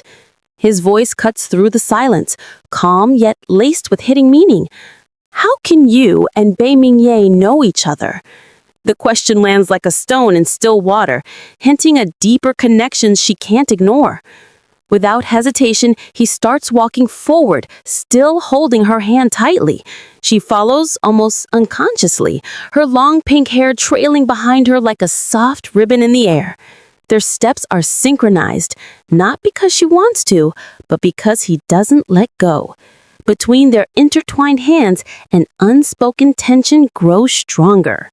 The dim room is wrapped in a tense silence as the man leans over her, his hand gripping the collar of his shirt, lowering his face dangerously close to hers. His sharp gaze locks onto her wide, startled eyes, trapping her in the intensity of the moment. She can feel his breath brush against her skin, the space between them narrowing until the air itself seems to tighten. Her heartbeat quickens, a mix of fear, surprise, and something she can't quite name. Now alone, the girl stands in a quiet corner, the glow around her soft but heavy with emotion. Her long pink hair frames her downcast face as her lips press together, hiding the storm inside. The single word, quiet, lingers like a whisper in the air. She doesn't need to speak. Her silence says everything. The man in the white suit looks down at her with sharp, probing eyes, his brows knit slightly as if demanding answers. His voice cuts through the silence, steady but edged with irritation. "Why don't you say something?" he asks. She lifts her gaze slowly, her soft expression contrasting the intensity in his. The elevator walls seem to close in, amplifying the tension between them. She tilts her head upward, lips parting slightly as if searching for words she can't quite form. He stands tall beside her, the crisp white of his suit highlighting his composed demeanor. In contrast, she looks small, fragile, cocked in a moment that she doesn't fully control. A digital chime breaks the silence as the elevator display flashes 28F. The sound slices through the heavy air. Her voice, trembling but clear, escapes. "What did you just ask?" The floor number glows like an unspoken promise of something waiting above. The elevator doors slide open with a soft hiss. She steps forward, her delicate pink heels making a faint sound against the floor. The hem of her dress sways lightly, shimmering as it catches the light. He follows closely behind, their movements synchronized, but wordless. Inside the elevator, the man's sharp gaze softens slightly, though his mind is still calculating. This is definitely the first time Bae-min-ye has sent a message to others. This girl, he thinks. A smirk tugs at the corner of his lips, revealing amusement or perhaps curiosity. She stands a step behind him, clutching the strap of her dress nervously. Her eyes, large and vivid, remain fixed on his back. There's a quiet strength in her gaze now. Less fear, more resolve. The confined elevator feels like a space where unspoken truths are being pulled into the light, one floor at a time. The man in the white suit steps gracefully through the doorway, a confident smile curving on his lips. His posture is composed and elegant, his golden-framed glasses reflecting the warm light of the room. There's a quiet assurance in the way he carries himself, as if he already controls everything happening inside. His voice breaks the silence with ease, smooth and clear. "Yeah, I brought her," he announces casually. Before the sentence can even settle in the air, a sharp, surprised exclamation cuts through the room, a startled, "Ah!" as if someone hadn't expected this sudden arrival. Across the room, a woman with cascading red hair leans over a man seated on the couch. Her dress, bold and wild in its pattern, clings to her figure as she presses herself closer to him. Her expression is sharp and intense, but his remains cold and unreadable, his dark eyes staring past her, as if something far more important just walked in. The woman's legs cross gracefully over his, her high heels gleaming under the light.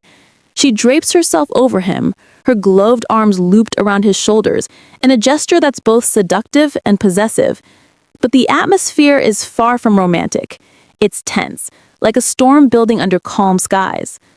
Just a few steps away, the girl in the soft pink dress stands frozen in shock. Her hands are clasped tightly at her chest as her wide violet eyes take in the scene before her. The sight of the man, that man, with someone else so close to him sends a shiver through her heart. The world around her seems to blur, leaving only this painful image burned into her mind. Her heartbeat pounded against her chest as dread crept through her veins, her eyes fixated on the scene before her, on him.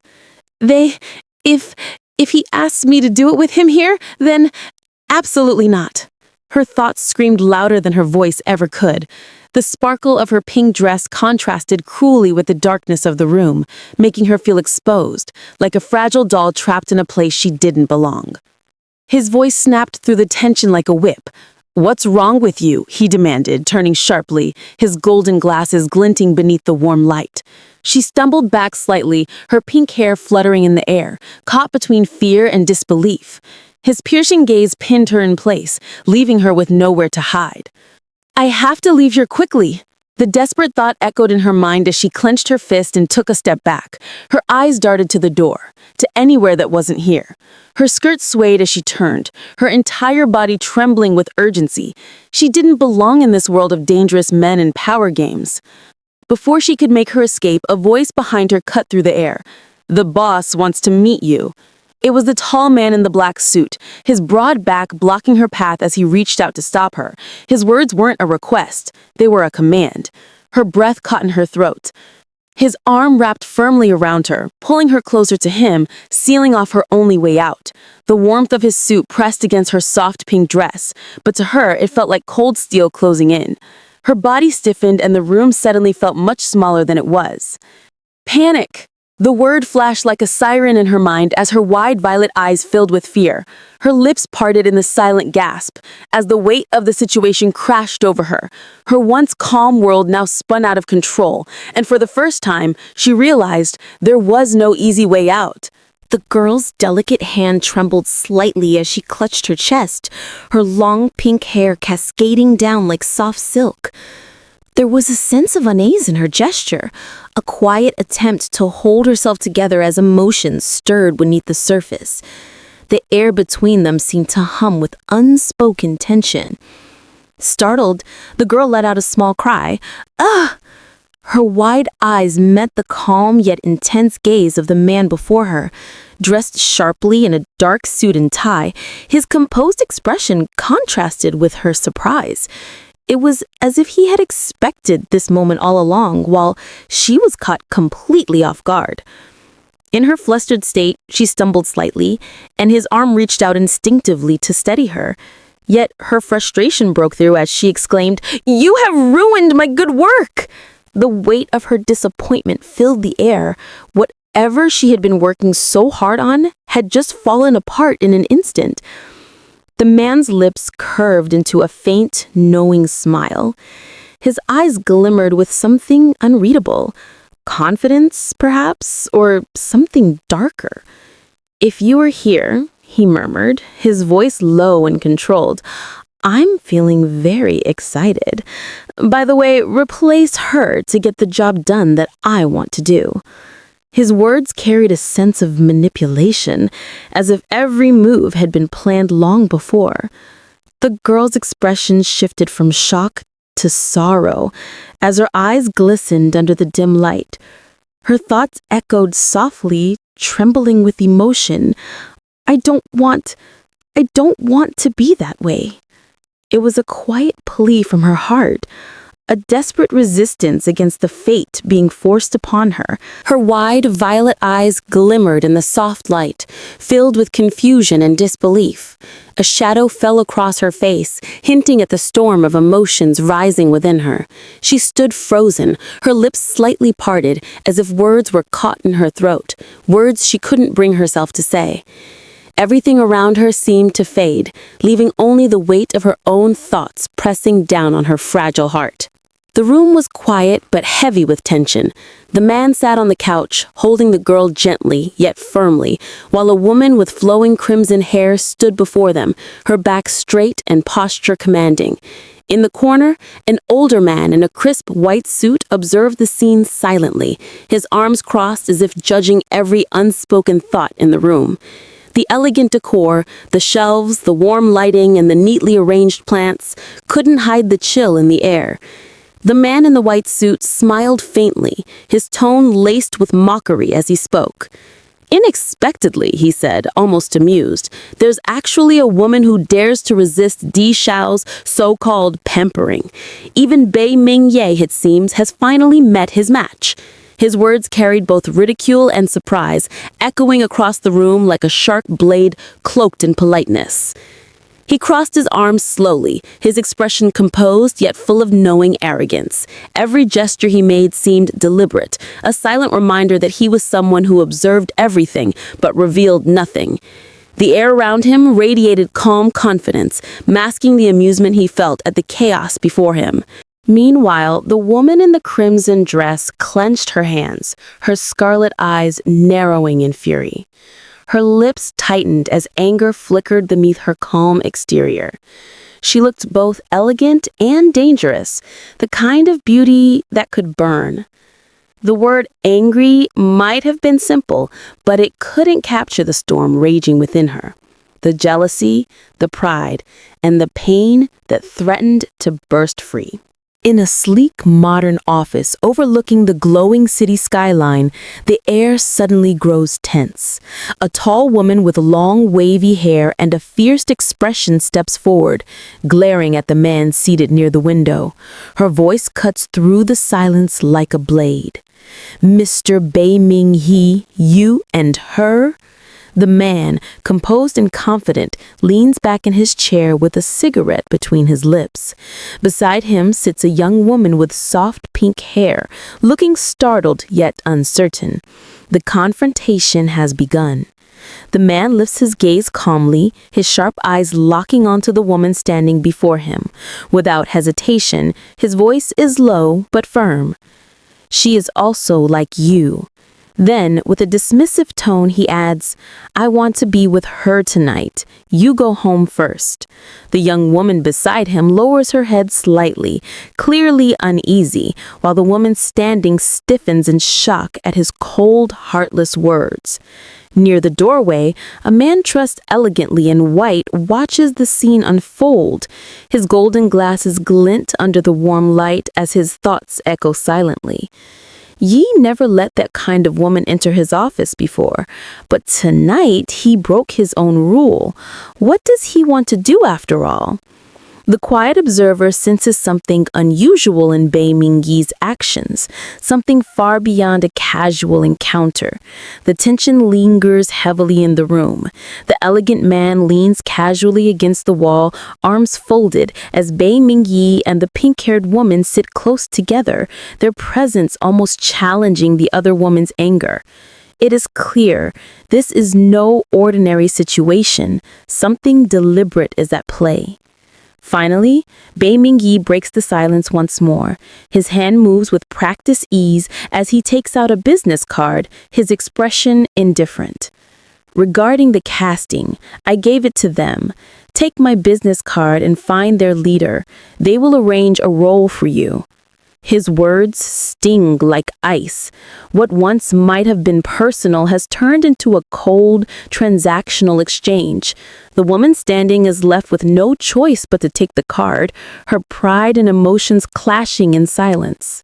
The atmosphere in the room grows heavier. The pink-haired girl, sitting beside Bei Mingyi, lowers her gaze, her delicate hands trembling slightly. His firm grip around her wrist anchors her in place, both protective and possessive at once. Her soft white dress with pink ribbons contrasts sharply with the cold authority in his black suit. She bites her lip, clearly conflicted, as the woman standing across from them watches, her anger barely contained. This is no longer just a casual meeting. This is a power struggle. In the dim glow of the night city, two hands meet in the air.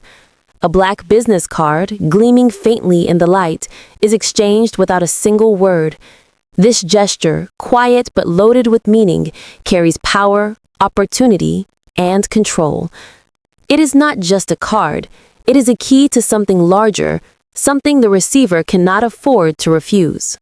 The red-haired woman, dressed in a striking crimson dress, looks down at the card in her hands and smiles sweetly.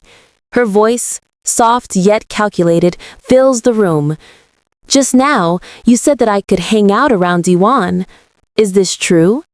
Her confidence blooms like a dangerous flower. She knows this moment could change her position entirely. Bei Mingyi's expression softens slightly as he glances at the pink-haired girl. His tone is smooth, calm, yet impossible to read. "If you have free time, you can come here. With more company, it will be more fun." His words are both an invitation and a subtle warning, layered with unspoken intentions. The pink-haired girl leans closer to him, her face uncertain, but drawn into his worlds nonetheless. The man wraps his arm gently but firmly around the pink-haired girl, pulling her closer. Her wide violet eyes look up at him, filled with hesitation and something deeper she can't name. The gap between them narrows, and she can feel the weight of the situation pressing down on her chest. Around them, the world blurs out, only their unsteady connection remains in sharp focus. The red-haired woman tilts her head slightly, a confident smile playing at the corners of her lips. Her tone is light, almost playful, but her eyes gleam with calculation. "So, when Ka comes here, call me. We'll go together. Boss, I'll go first." Behind her, blurred in the distance, Bei Mingyi and the pink-haired girl remain seated together. The woman's words signal the end of this tense encounter, but something unspoken lingers in the air as she turns to leave. With one last wave of her gloved hand, she smiles slyly, as if already planning her next move. Bei Mingyi's response is short and firm, echoing through the room like a command. Yes. No warmth, no softness, just authority. She accepts it with ease, unbothered, and steps out with elegance. Behind her, the couple on the sofa remains motionless, the tension between them thick and suffocating. The heavy wooden doors swing shut with a soft but final click. The outside world fades away, sealing the two of them inside the room. What had been a shared space is now a private battlefield. Two people, two hearts, in a storm waiting to erupt. The pink-haired girl suddenly raises her voice, breaking the silence. Her face twists with frustration and pain as she pushes against Bei Mingyi's hold. "Enough! Can you let me go?" Her voice trembles, not just from anger, but from the weight of everything that has happened tonight. Bei Mingyi looks down at her, unreadable, his grip still firm, as if her words mean little against his will. She twists in his arms, trying to break free. Her delicate hands push against his chest, her body turning away in resistance. But his hands remain strong, wrapping around her wrists, pulling her closer despite her protests. Her heart pounds in her chest, caught between fear, defiance, and something more complicated, something she refuses to name. Bei Mingyi leans in closer, his gaze sharp and unrelenting. His voice, low but commanding, pierces through the tense silence. "She left, then you told me to let you go right after that? Did that make sense?"